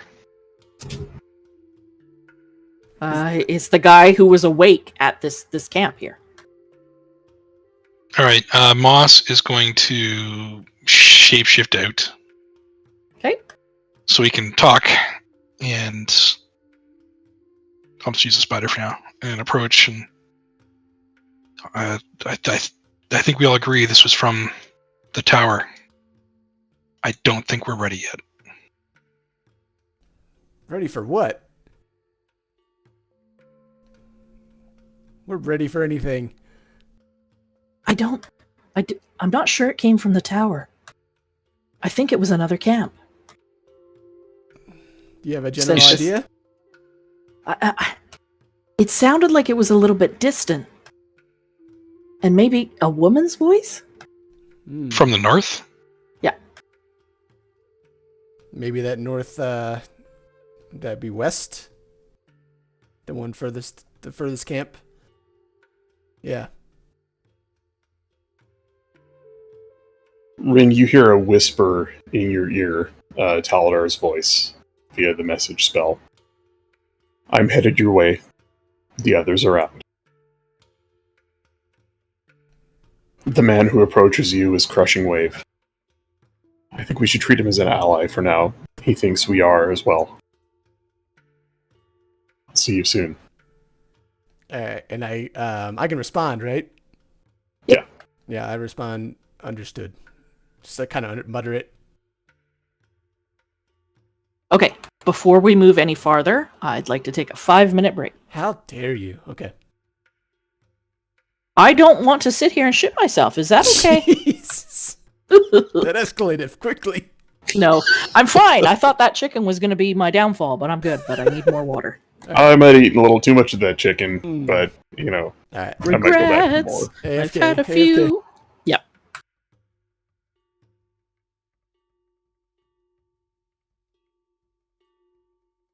Yeah, I guess we can go check out the other camp, but Moss is pretty much tapped. Yeah, I've got a third level, which that's got to be saved for counterspell, and 3 first level. Is that right? Yeah. I blew a bunch of second level.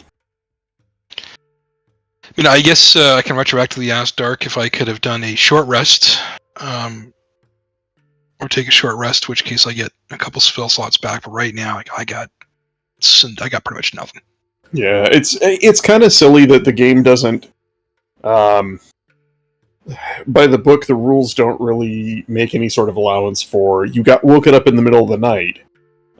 You got more than an hour rest, but less than the minimum for a long rest. But it doesn't even count as a short rest because you didn't declare that. And but you can go back to sleep and finish your long rest, which is just silly. It's like if you get woken up in the middle of the night after part of a rest, it should count as a short rest, and then you finish it off to become a long rest. But I think people would abuse that, and well, I'll take the first half of my long rest as a short rest, and then cast some spells, and then finish it off for a long rest, and I think that's why. Probably. Yeah. And I made a mistake. I got 2 second level spell slots, and then went third. Nice. Yeah. Brian would cast 30 good berries, then take half his long rest, another 30 good berries, then go back to sleep. Good berries are delicious. I think we never took a short rest yesterday. I think in that downtime before we started our long rest, I really wish I could have taken a short rest for Arcane Recovery. Because that would have given me a second level spell slot back, or a third level. A first and a second, or a third. Oh shit, I did have Speak with Animals. I thought I didn't. Damn it. Would it have mattered? I mean, Probably not. you kind of spoke to the bear anyway. I spoke, you listened, but I would have been able to talk to it. Like, you would have been able to talk back to me. It's not Baldur's Gate 3, Brian. We're not gonna let you fuck a bear. You can fuck a bear? Yep.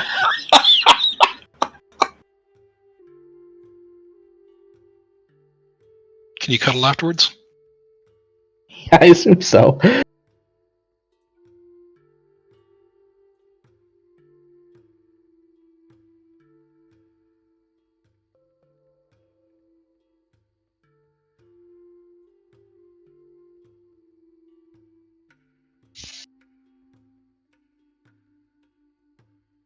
Yeah, I don't know about that game. Can't play a Peace Cleric, can't play a Blade Singer, can't play a Celestial Warlock.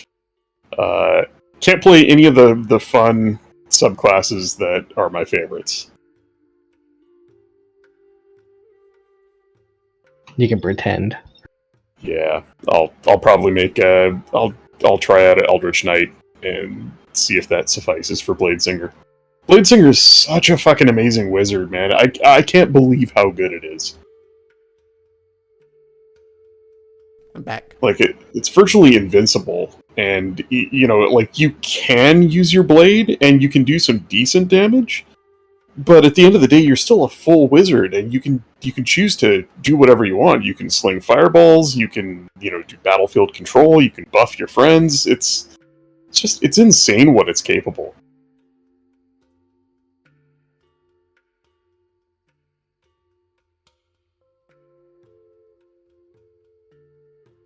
Like I'm not very good at playing it. I'm definitely not getting my money's worth out of it, and I'm still having a lot of fun. But holy shit, the counterspell gamble, like, it feels great to pop off counterspells and stop big things, but then that, terrifying sinking feeling in the pit of your stomach when you don't have that reaction for the next bad guy's turn, and you're like, oh shit. Like, I know that, Felix has counterspell too, right? And that's good feeling to know that, but I mean, our reactions are a commodity, right? With absorb elements and other stuff. It's can't always just save it for counterspell. And maybe you don't want to pop off the counterspell right away, right? But I don't know. It's fun. It's a lot, and it's definitely, I will be playing Wizards more in the future.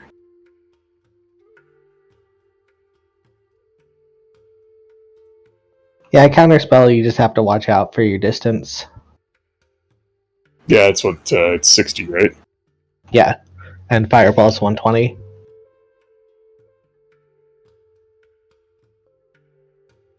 I am back. Welcome back. Welcome back.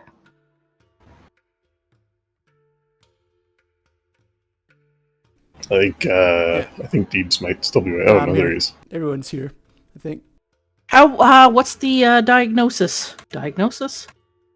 That's not the right word. How's the chicken? Good. Delicious.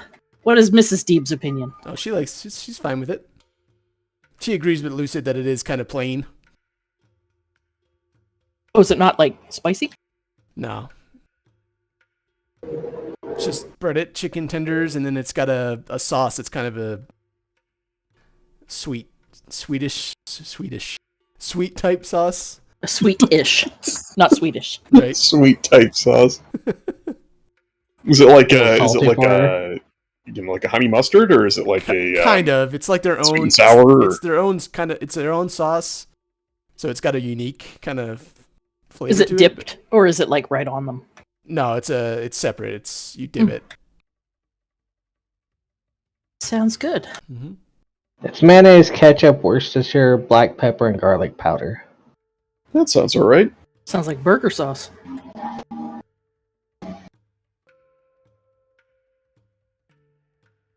No, my guts seem to be fine after the chicken. It sounds like it's the spicy chicken that's doing the damage.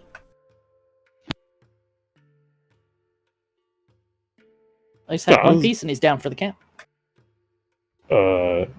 I've had 4 pieces of the spicy chicken, and I covered it in hot sauce, and I'm fine. I feel fine.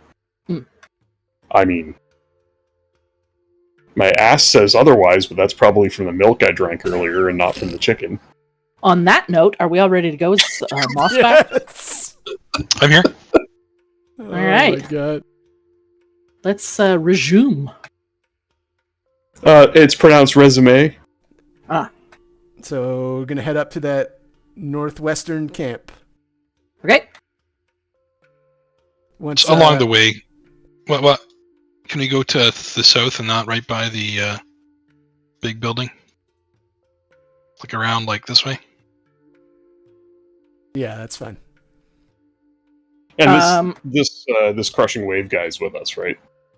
It is very dark unless you are right next, like within 10 feet of one of these fire pits. Taladar, you can see fine. It's obscured, so it's difficult to make out. Shapes are, indistinct beyond like 40 feet. Just because of the smoke that is quite thick in the air now. The other two, unless you're within 10 feet of the campfire, it is difficult to see. Alright, well I busted a torch then. Okay. Note to self, we need to get that drift globe away from Starsha. Oh yeah. She's. If either of you ask, Taladar would just say the other two. Felix, I couldn't find him, and Starsha's in no condition to do anything other than threaten. Moss busts out a torch, and as you pass this second camp here, you see that there are 2 individuals that seem to be awake.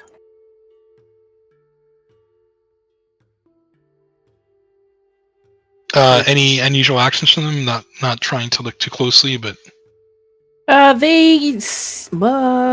It looks like the 2 of them can see you, just make you out in the dark. Well, they'd be able to see you, Moss, because you've got a torch. And they sort of just watch you as you pass in the night.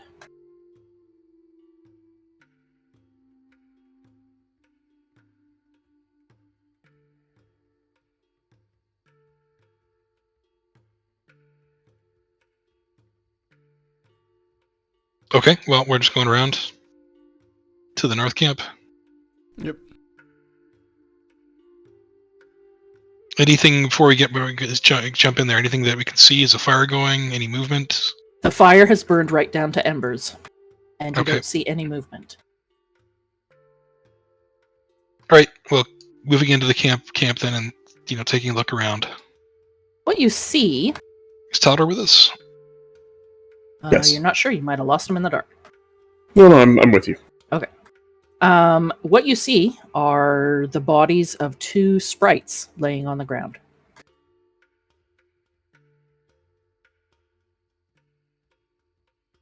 Oh no. Oh, what was her name? It started with G. Mhm. I don't think Taladar would remember it either because he determined she was inconsequential. Yeah, that and- makes sense. Yeah. You told us about these people that you were talking to though earlier, right? I did. I determined she was of little consequence, but it was her and 3 sprites. There's only 2. There's only 2 dead. Well, we'll have a look around. Yeah.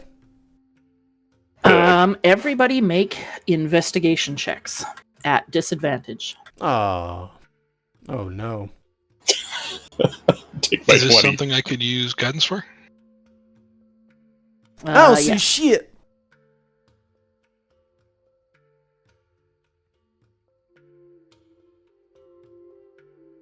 Not that's going to matter much.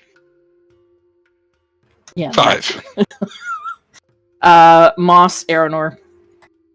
Moss, you're maybe a little bit distraught at seeing 2 dead sprites on the ground and don't really look much beyond that. Aranor, yeah, you're not sure. I don't know that you've ever seen a sprite before. It's dark. It's hard to see. The smoke is really starting to get irritating now. Taladar, you are the only one that notices. It looks like a struggle happened here. There's many footprints, and it looks like some drag marks that lead away. There was a struggle, and he points at the drag marks. We need to follow those. Which direction? They head to the east. Like this way? They don't go that far. The drag marks only go for about 30 feet and then disappear. Well, I mean, Taladar will follow him and beckon Moss over with his torch.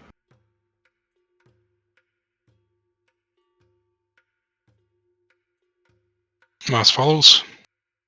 Yep. Yeah, it looks like the drag marks just sort of abruptly end. What the hell?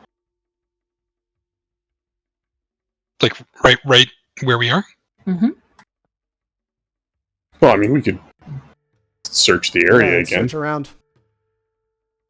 Everybody give me investigation checks at Hmm. disadvantage. Natty 1. Somebody else got this one.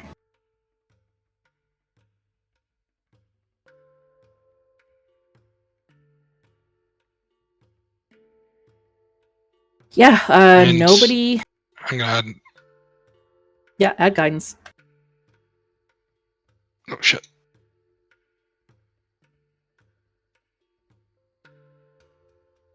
Yeah, 13 and a 14. It doesn't look like there's anything further to find. It looks like there was a struggle at camp, and then some drag marks, and they just end. You're not sure what that means.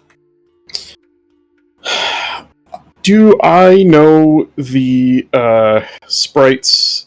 Like, would having seen the sprites count enough for me to be able to send a message spell to one sight unseen?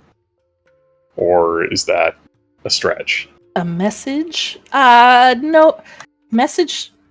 You either have have to to be point- looking at them, or you have to be familiar with them. You don't have to see them, but if you can't see them, you have. I wouldn't say you're familiar enough. What about her? Could I try sending a message to her? Yeah. All right.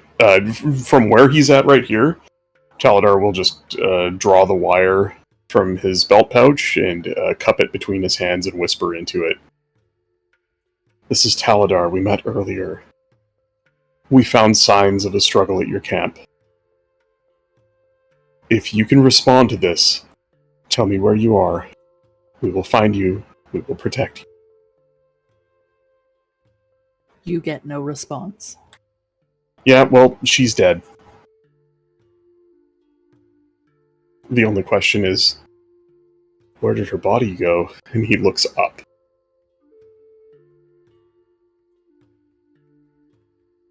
Yeah, you just see swirling smoke. Any sign of a fire in the immediate area?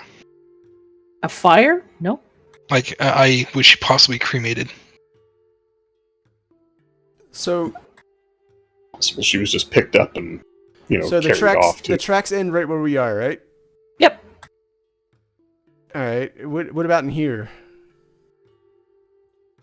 Can we investigate? I just moved my. Oh. No, it doesn't seem to be anything in there. Okay.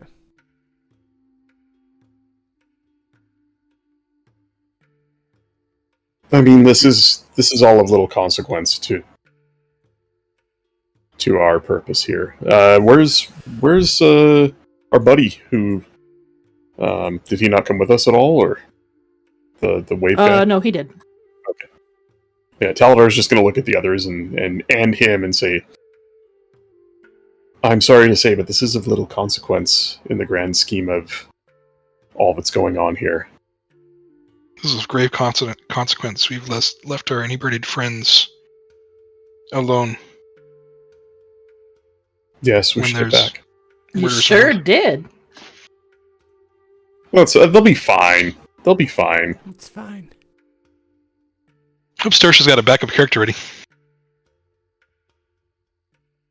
All right. I'm gonna head back. Yeah. I mean, there's not anything else we can do. The trail's gone cold. One of the sprites perhaps got away.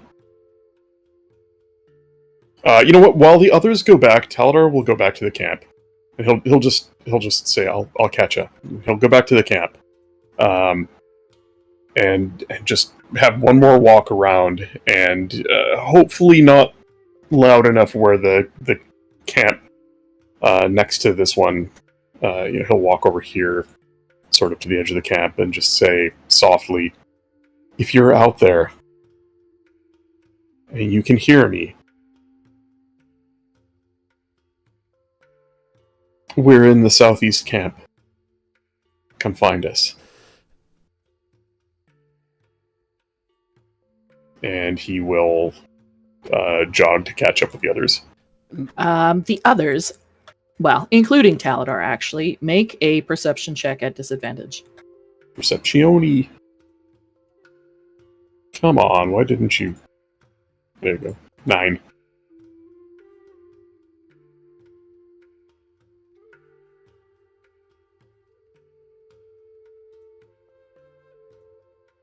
Aranor, you too. Oh, me too? Okay. Just as you're heading back to camp. Yeah, I'm heading down to where Felix is. I was going to check on him before going back to the actual camp. Yeah, so as you're heading down from the north, you and Moss, there is a distinct smell of somebody burning meat. Oh shit! Oh, God. Mosh just kind of starts retching in his mouth. He knows exactly what happened now.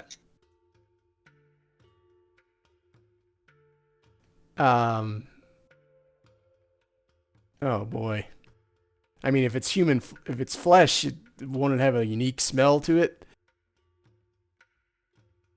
Like human? Make an intelligence check. Both of us? No, just Aranor.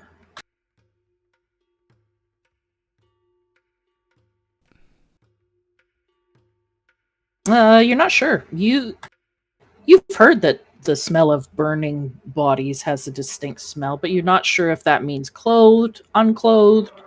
Is it because the hair burns? You sort of shudder if you think about it for too much. Okay. You're not entirely sure. Moss has no doubt.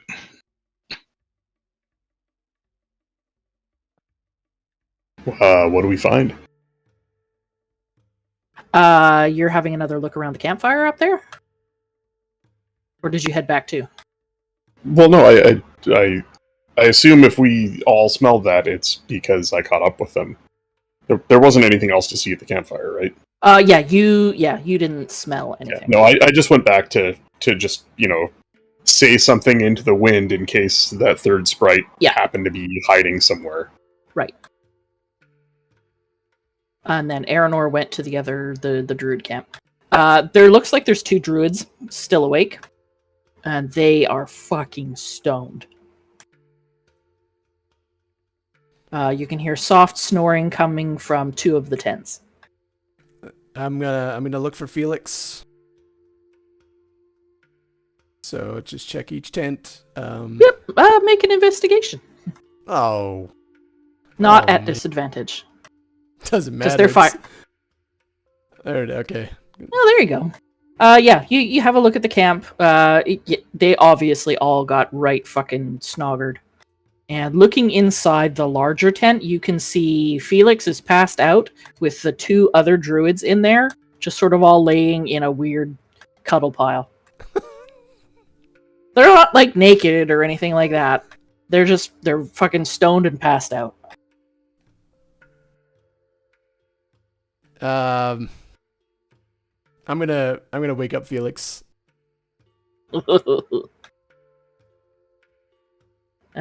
Felix, make a Constitution saving throw.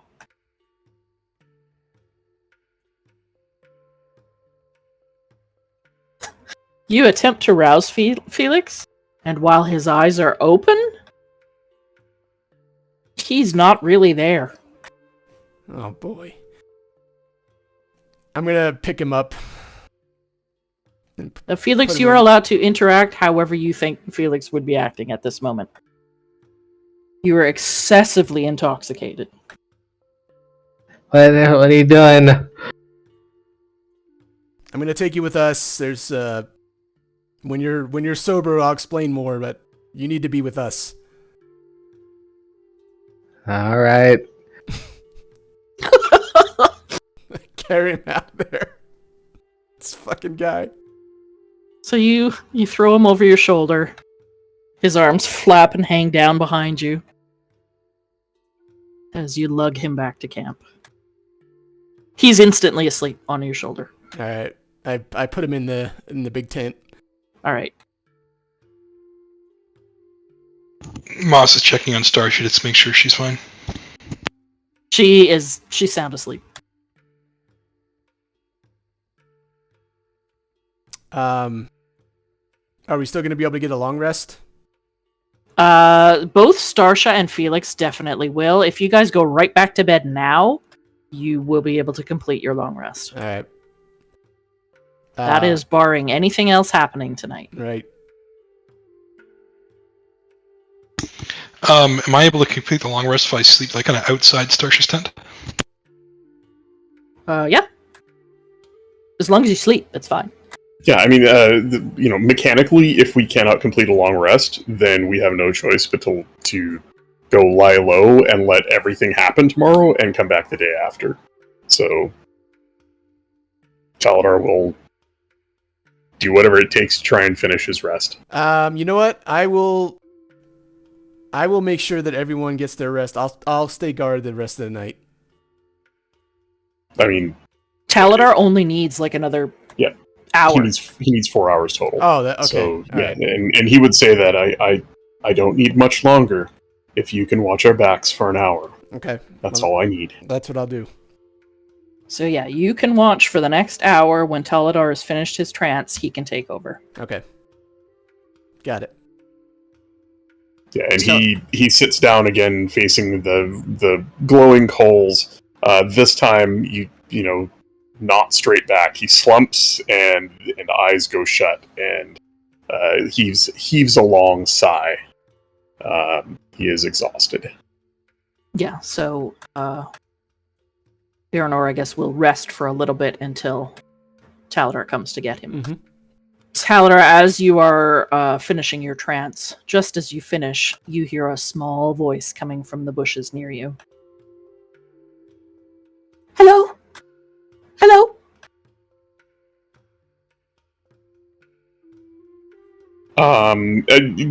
It's very, very dim here.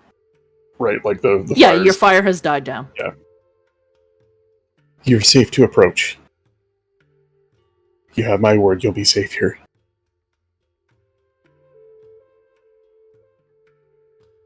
Coming out from the bushes is one of the sprites. Oh, he's tiny. Yeah. They are tiny. They took her! They took her! Who took her? The people at the fire! Were they wearing red robes? Yes!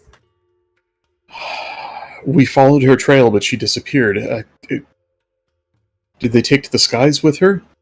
She was screaming and fighting and they knocked her out. And then they carried her away.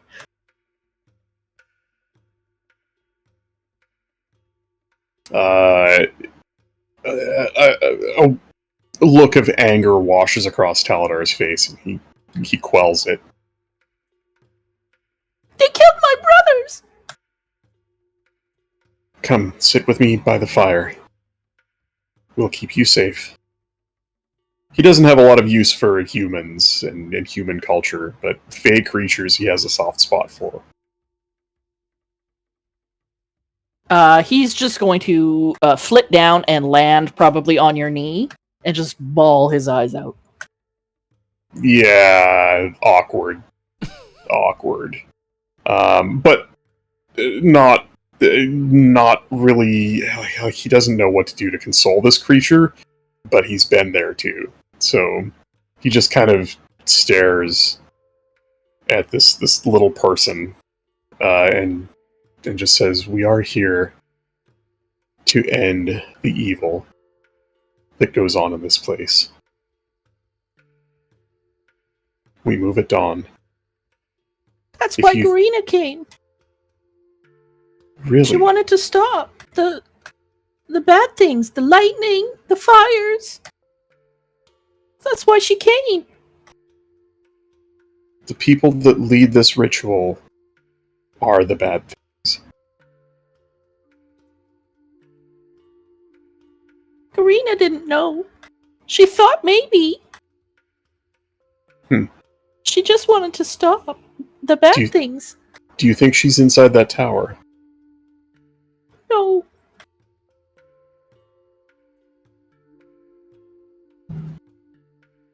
Do you know where they might have taken her?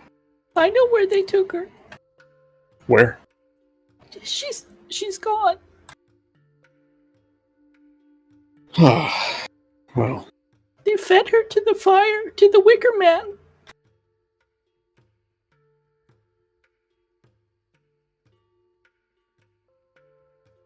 Oh boy.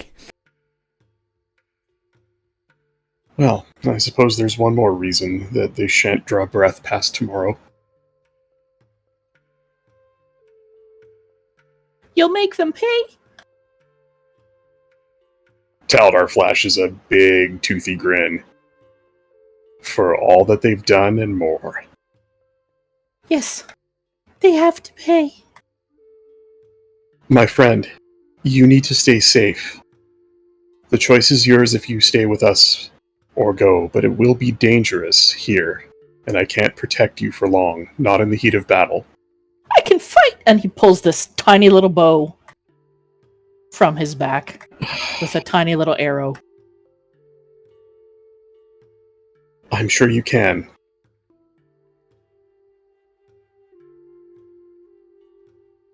But we can't afford to lose any more of your kind. You should go.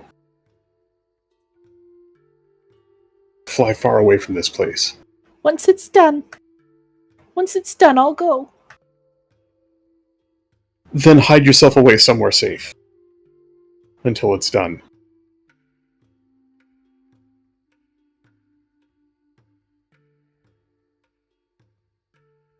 Okay. You can stay in the camp with us tonight, but when we leave in the morning, you must go somewhere safe. Do not try and fight. Promise me this. I promise.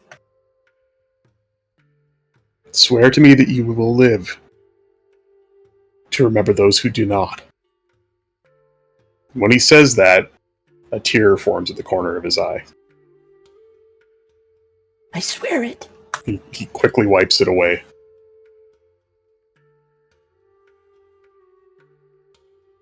And he will just sit in silence with this little creature until, well, I suppose, if his rest is done. Yeah, at this point you've reached your trance. You've got your long rest. Aranor can take over. Yeah, Taladar will just look down at the little sprite, and he'll say, "What is your name, friend?" My name? I have it. I just gotta look for it. My name? Spritey Spriterson.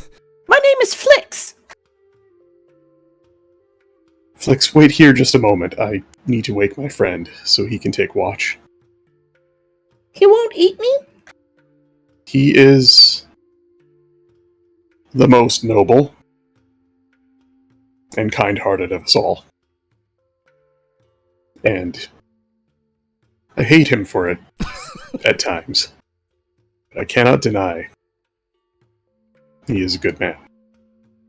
He'll keep you safer than I can. Taladar will just stand up and walk over and kick Aranor in the boot.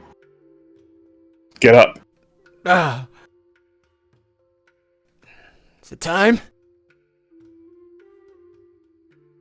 Time for you, yes. Time for them soon, and he looks north. Alright. We have a visitor. You can see this little sprite now is floating, flying. You can see almost like dragonfly wings. And he is sort of hiding behind most of Taladar's hair.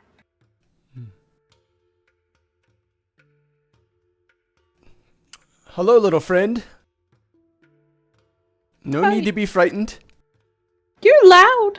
Yes. Aranor, this is Flix.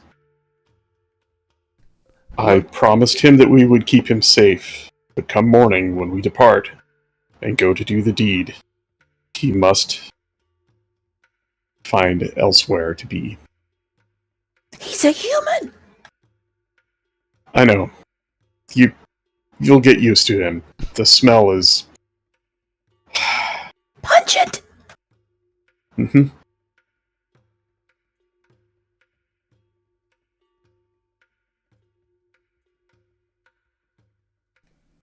Well, Rin, I have spells to prepare. I'm sorry. I need to leave this one with you. that's and, fine. and Taladar just kind of gets short with words, and maybe in a way you haven't seen before. There's a strange vulnerability to him, and he just kind of wanders off into the darkness. You hear him sit down at the edge of camp. And It open was a the book. smoke in my eyes. That's all it was. So he'll go retire to the corner of camp and start prepping his spells. You can hear talking coming from inside the large tent. It is Felix talking in his sleep incoherently about random things. Maybe he's dreaming. Maybe he's still high. We won't really know until the morning. So everyone can hit their long rest button. I better long rest Starsha.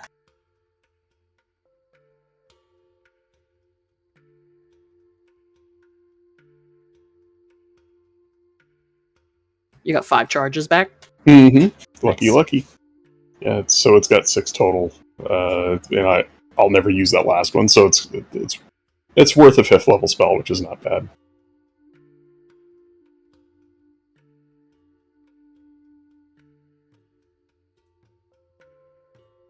Sorry, Felix was stoned and passed out for most of the session tonight. That's okay. It is I don't want to get too in depth because we're coming up on close time. But you guys will wake up first thing in the morning. Things are, for the most part, unchanged. The smoke is thicker in the air, but it is definitely easier to see now that the sun has come up or is beginning to come up.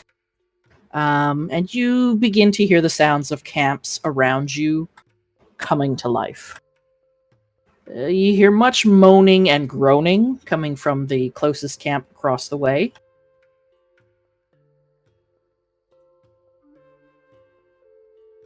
You can hear the elk sort of, I guess they low, I'm not sure, making noises. And just general camp activity picks up as the morning climbs.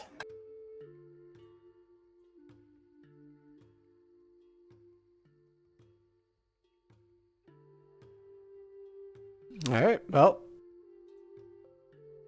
our plan was to head into the tower, right, guys?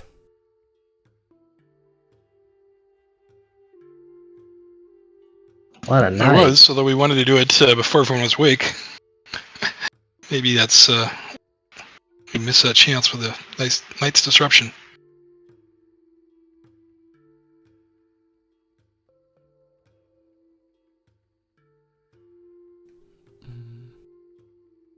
All right. Well, what's the adjustment? What do we want to do?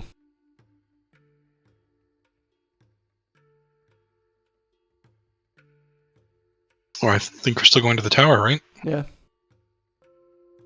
Yeah, I How are think. What is the meta play here? Like, we obviously don't want to start a fight until next week, right? We're so close to the end of the session. Mhm. It'd be better to get Starsha back and do this as a party. Yeah. But we could do a little sneaky, maybe get in some trouble.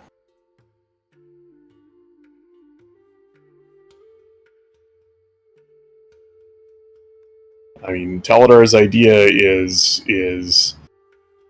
we could try and maybe sneak our way in here. Did we miss dawn? Like, is it? The sky is lightening now. Like the sun is just hitting the horizon. It's probably 6 a.m. So if we moved quickly, we could maybe skirt around the camp, get in closer, invis a couple people, fly a couple people, something, get in close, and I don't know from there.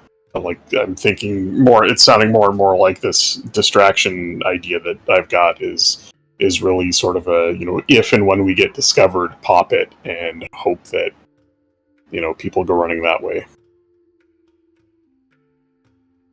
As you guys are sort of waking up and maybe making some meager plans, the man from last night approaches your camp. Oh, good. I was wondering about him. Yeah, 2 of the druids in my camp, they're gone. Gone, like left in the night, or gone? I think so. Somebody took I was them. asleep. I don't know.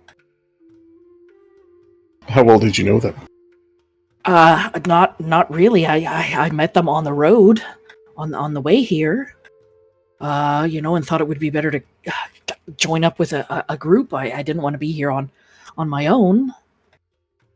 They're I guess they're decent people. Look, I'm a little out of my depth here. This isn't really how I foresaw my life going. But I gotta follow orders. And they just want more information. Information can't hurt, right? Sure. Let me ask you this: if a fight breaks out, what are you capable of? Well, I could cast some spells. Nothing too fancy. I can. What can I do? I can cast some illusions. I can make it easy to run away. I can shield, of course. I might be able to obscure a large area with a storm via the spell Sleet Storm. It sounds like your orders diverge a bit from our mission. We're planning on doing a lot more than discovery here.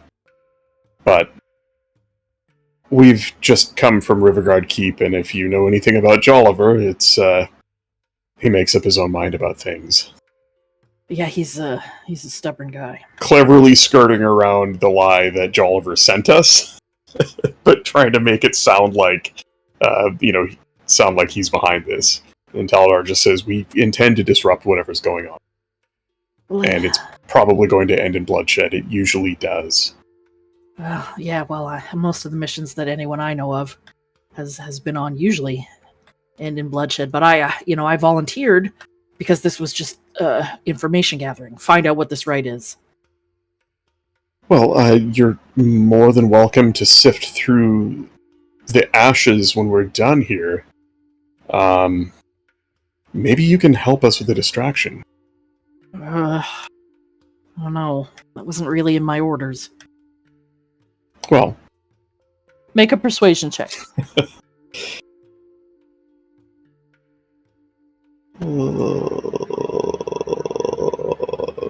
There it is. It's not great. I'll see what I can do. I don't want to get caught. If I get caught, they'll probably kill me. And if I run away without the information, they'll kill me too.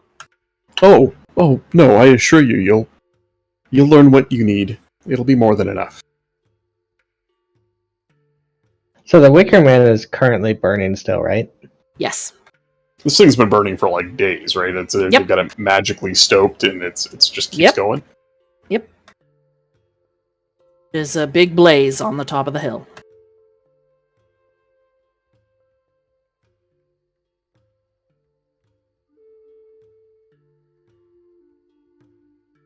This guy could cast Sleet Storm on top of it.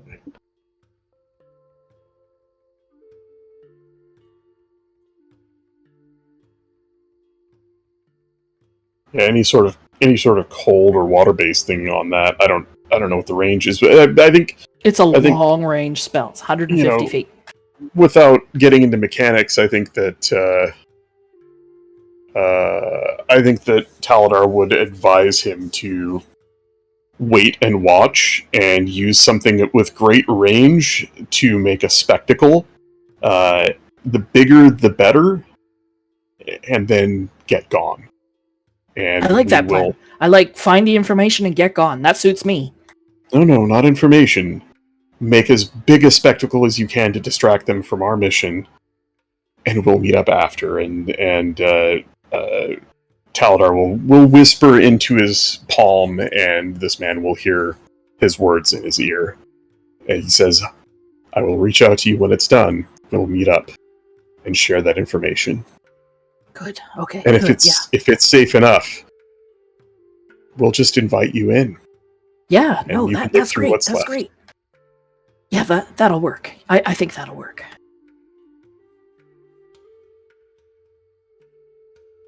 And he turns to the others. Well, I believe we have our distraction. The little sprite is sitting on your shoulder. He is sharpening his daggers.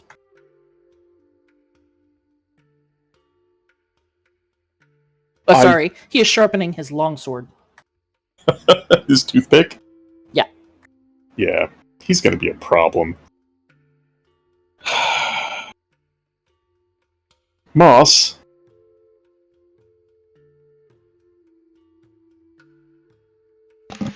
Yes.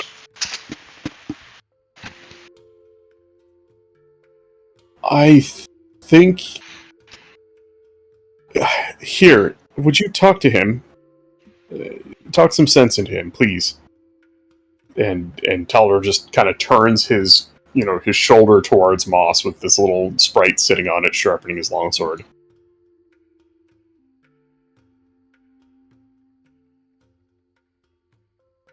Moss kind of looks confused for a second, and from the camp we were at last night, the survivor. I tried to talk him out of it, but he intends to go into battle with us, and that's just not going to work. You know fey creatures, or creatures of nature. Help, please! Do I know fey creatures? I mean, I've mostly been kind of... I'm asking Darkstripe. I'm not sure do know much about them, do I? Um, I'm kind of living in the wilderness, and Faye's not like really like that's another plane, right? Not so much attuned to nature. Fey doesn't necessarily mean that they are Feywild. Everything that is Fey originates in the Feywild, or at least, carries the blood of Fey. They live in nature. They build their villages in the boughs of trees. And Okay, so Moss would, or they'll live on or inside of willing treants. You've probably encountered some.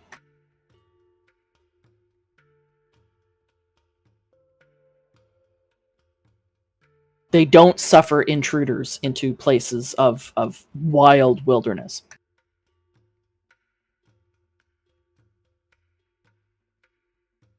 Moss just kind of gently puts his ginormous arm or hand on the sprite's small arm, and small friend, you have a big heart. Is vengeance really what you want, and do you really think you can help? Yes. Good enough for me. Let's do this together then.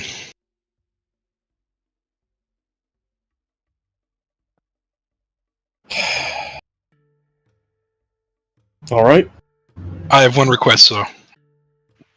Why don't you stay near me? I keep to the back, and I would feel better knowing that I can will help stay keep with you him. safe. We will seek vengeance together.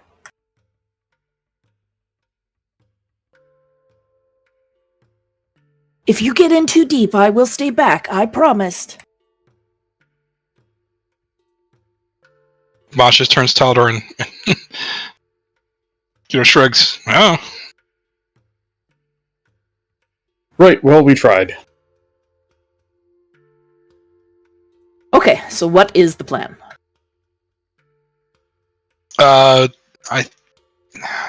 So yesterday we were talking about I wanted to sneak in behind, and you guys were saying no. But that sounds like where you guys are, at least Poker, you've shifted your mind to.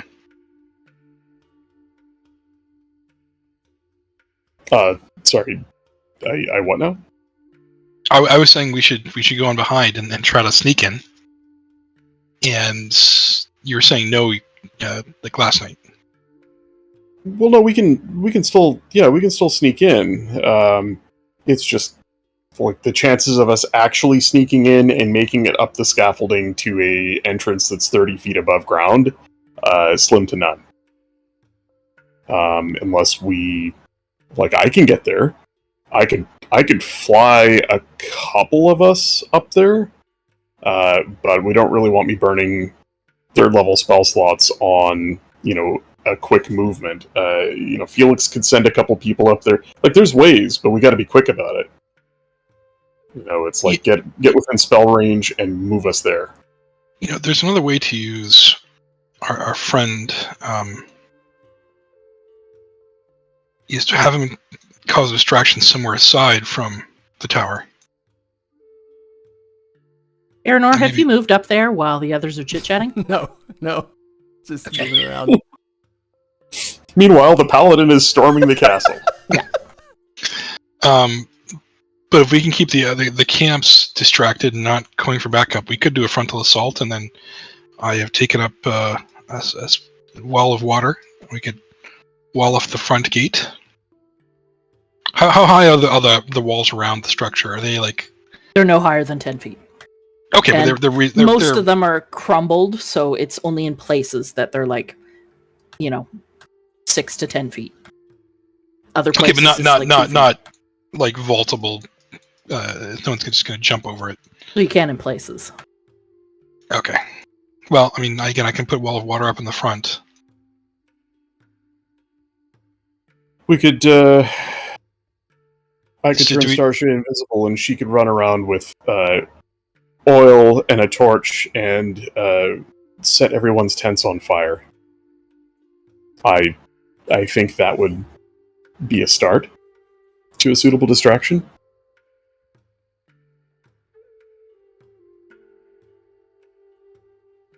Someone be able to run around invisible carrying a torch? I No. mean, It's something you're carrying. Yes, if you were invisible, you would have an invisible torch. I don't. I think it's DM's discretion whether the light the torch casts is visible or not. It's magic. I think the magic would magically obscure it. Cool. Yeah. So like that could be a thing that would cause like mass panic. I don't know how effective it would be, but could cause mass panic. What does Now, everyone else think? It is dawn. Camps are beginning to wake up. Not everybody is fully awake and fully active. You're hearing the sounds of camps begin to come to life. Well, So let's if move something was going to be done, you probably have like half an hour to put it in motion. in. I mean, Well, are we going to do anything tonight, or do we want to wait till sort it out over the week and let Starsha vote in as well? Well, that's just it. Like if your intention is to immediately get into combat, we should stop now. But if you're doing something else, then we can go for, another 10-15 minutes. Well, we don't know. Once we do something, we don't know if we'll be in combat, right? I mean, we already tossed ideas around. How much more tossing ideas? Or are we going to spend another session talking about what we're going to do, or are we going to roll initiative? No, Are I we just felt like I'd give Starsha a vote. we are murder hobos. We are not clever. Starsha won't. She won't. I've already asked her, opinions on stuff this evening. Okay. Let's go. Let's pick a course of action. Let's follow it, and let's end on a cliffhanger of roll for initiative. I'm sure that's where it's going to end up. So let's just do it. Does anybody have an objection to sending somebody around lighting stuff on fire? No. All right. If Starsha's okay with it, I'm going to burn a second level spell slot. Cast invisibility on her. Hand her a lit torch, cast invisibility on her, and send her about her way. And how long does that last? An hour. An hour. Okay. As long as she doesn't get into combat or attack someone or whatever. Yeah, as long as she doesn't attack, use the attack action, or cast a spell. Right. And if we agreed upon what we're doing, frontal assault. Where should or I start? Rear entry. Is there a rear entry? Rear entry? Climbing over the wall, probably in the back here. I'll tell her to start with. I'll tell her to sneak over to here. Mm-hmm. Start here with the unattended camp. Okay. And move her way east. Go through the arc of the closest camps, and hit ours last. Leave the one with the hippie druids. What if alone. there's people in them? Well, I'm sure they'll wake to the smell and sound of their tent on fire and evacuate. Am I burning people alive in their tents? Not if they're smart. Okay, I'm going to only burn tents that I find empty. And she heads off. Sure. Should have done it myself. And then our crushing wave guy, if he's going to create a distraction, he could maybe do it. Again, it's more attacking camps, right? But he could do something, if he's more comfortable with being further away. And I'm just going to tell him, use your judgment, find a good escape route, throw some big spells, make a big ruckus, and get out of here. Maybe wait 20 minutes, and then wait until you see tents on fire and people, running around panicking. What spell am I casting? I don't know what spells he has. Your biggest, flashiest spell that is a signature of the elemental wave. force. Yes. Yeah, I will, do that. I will do put the wave Wicker Man things. fire out. If you're comfortable getting that close, sure. I can do it from 150 feet away. Everyone else all right with that? Yep. He can almost Fine. hit from our camp. As long Yeah. as I can see it, I can do it from here. Right. Get yourself to safety, friend. We'll meet up afterwards. You're a good friend. You're probably the nicest person in the cult I've met. And he heads away. Oh, Jesus, what a shitty-ass cult. Wow. Yeah. So it's spell slot burnt. And then I think Major Image is best saved for an oh shit card. Like we get a bunch of dudes jump us, whatever. We get found out. We throw that and maybe a tidal wave on top of it and draw people away from us or something. I Or don't think you need to use it yet. we could also just use it to project an image of nothing and we hide inside it. Just project an image of the land we're standing on and we move through it. I mean, that's GM's discretion, but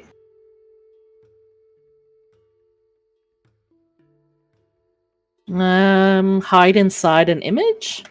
an image of just, grass and open space. Conceptually, I think that's probably a pretty hard thing to do. To create an image of nothing. Yeah, and then hide inside it. I think Yeah. I think you'd almost need something solid that blocks light. Okay, here's what we do: a giant wooden horse. Everybody was gonna always say. falls for that shit. This guy.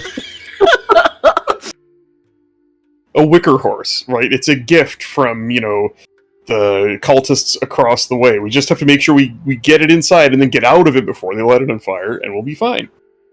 What could possibly go wrong? While you continue to talk, your newfound cult friend has moved away. Starsha, who is invisible with a lit torch, has moved away. Everyone give me perception checks. Oh boy. Yikes. Here's the part where I say, why even bother? Because I'm gonna roll this.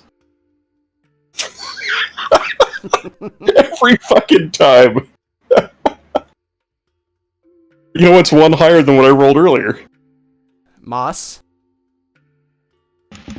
Sorry, what? Roll perception. Are you not paying attention, Bri? No, I Just was probably trying to looking at second. the roll. What are you doing that's more important than DD? I was looking at spells. Yep. Roll perception. I've been doing for the last 3 hours. Moss is the only one that notices. 3 new fires have bloomed in the northwest. Nobody gave Starsha a time frame or when she should start, so she started. Yeah, that's why I wanted to sort out what the fuck we were doing before that happened. Frontal Oh, I assault get- it is. Activate Moving. Greysword. So we're gonna end it there. Fires have started. The cultist is, you assume, in position to do whatever he's gonna do. Starsha has moved to start lighting tents on fire. Nobody told her. Nobody gave her a time frame. They said, "Here, take this torch and go light tents on fire." Well, I mean, Okay. the intent was we were going to start moving right away too, but I guess we Yeah. didn't. Well, she did. So yeah, we will end it there. And we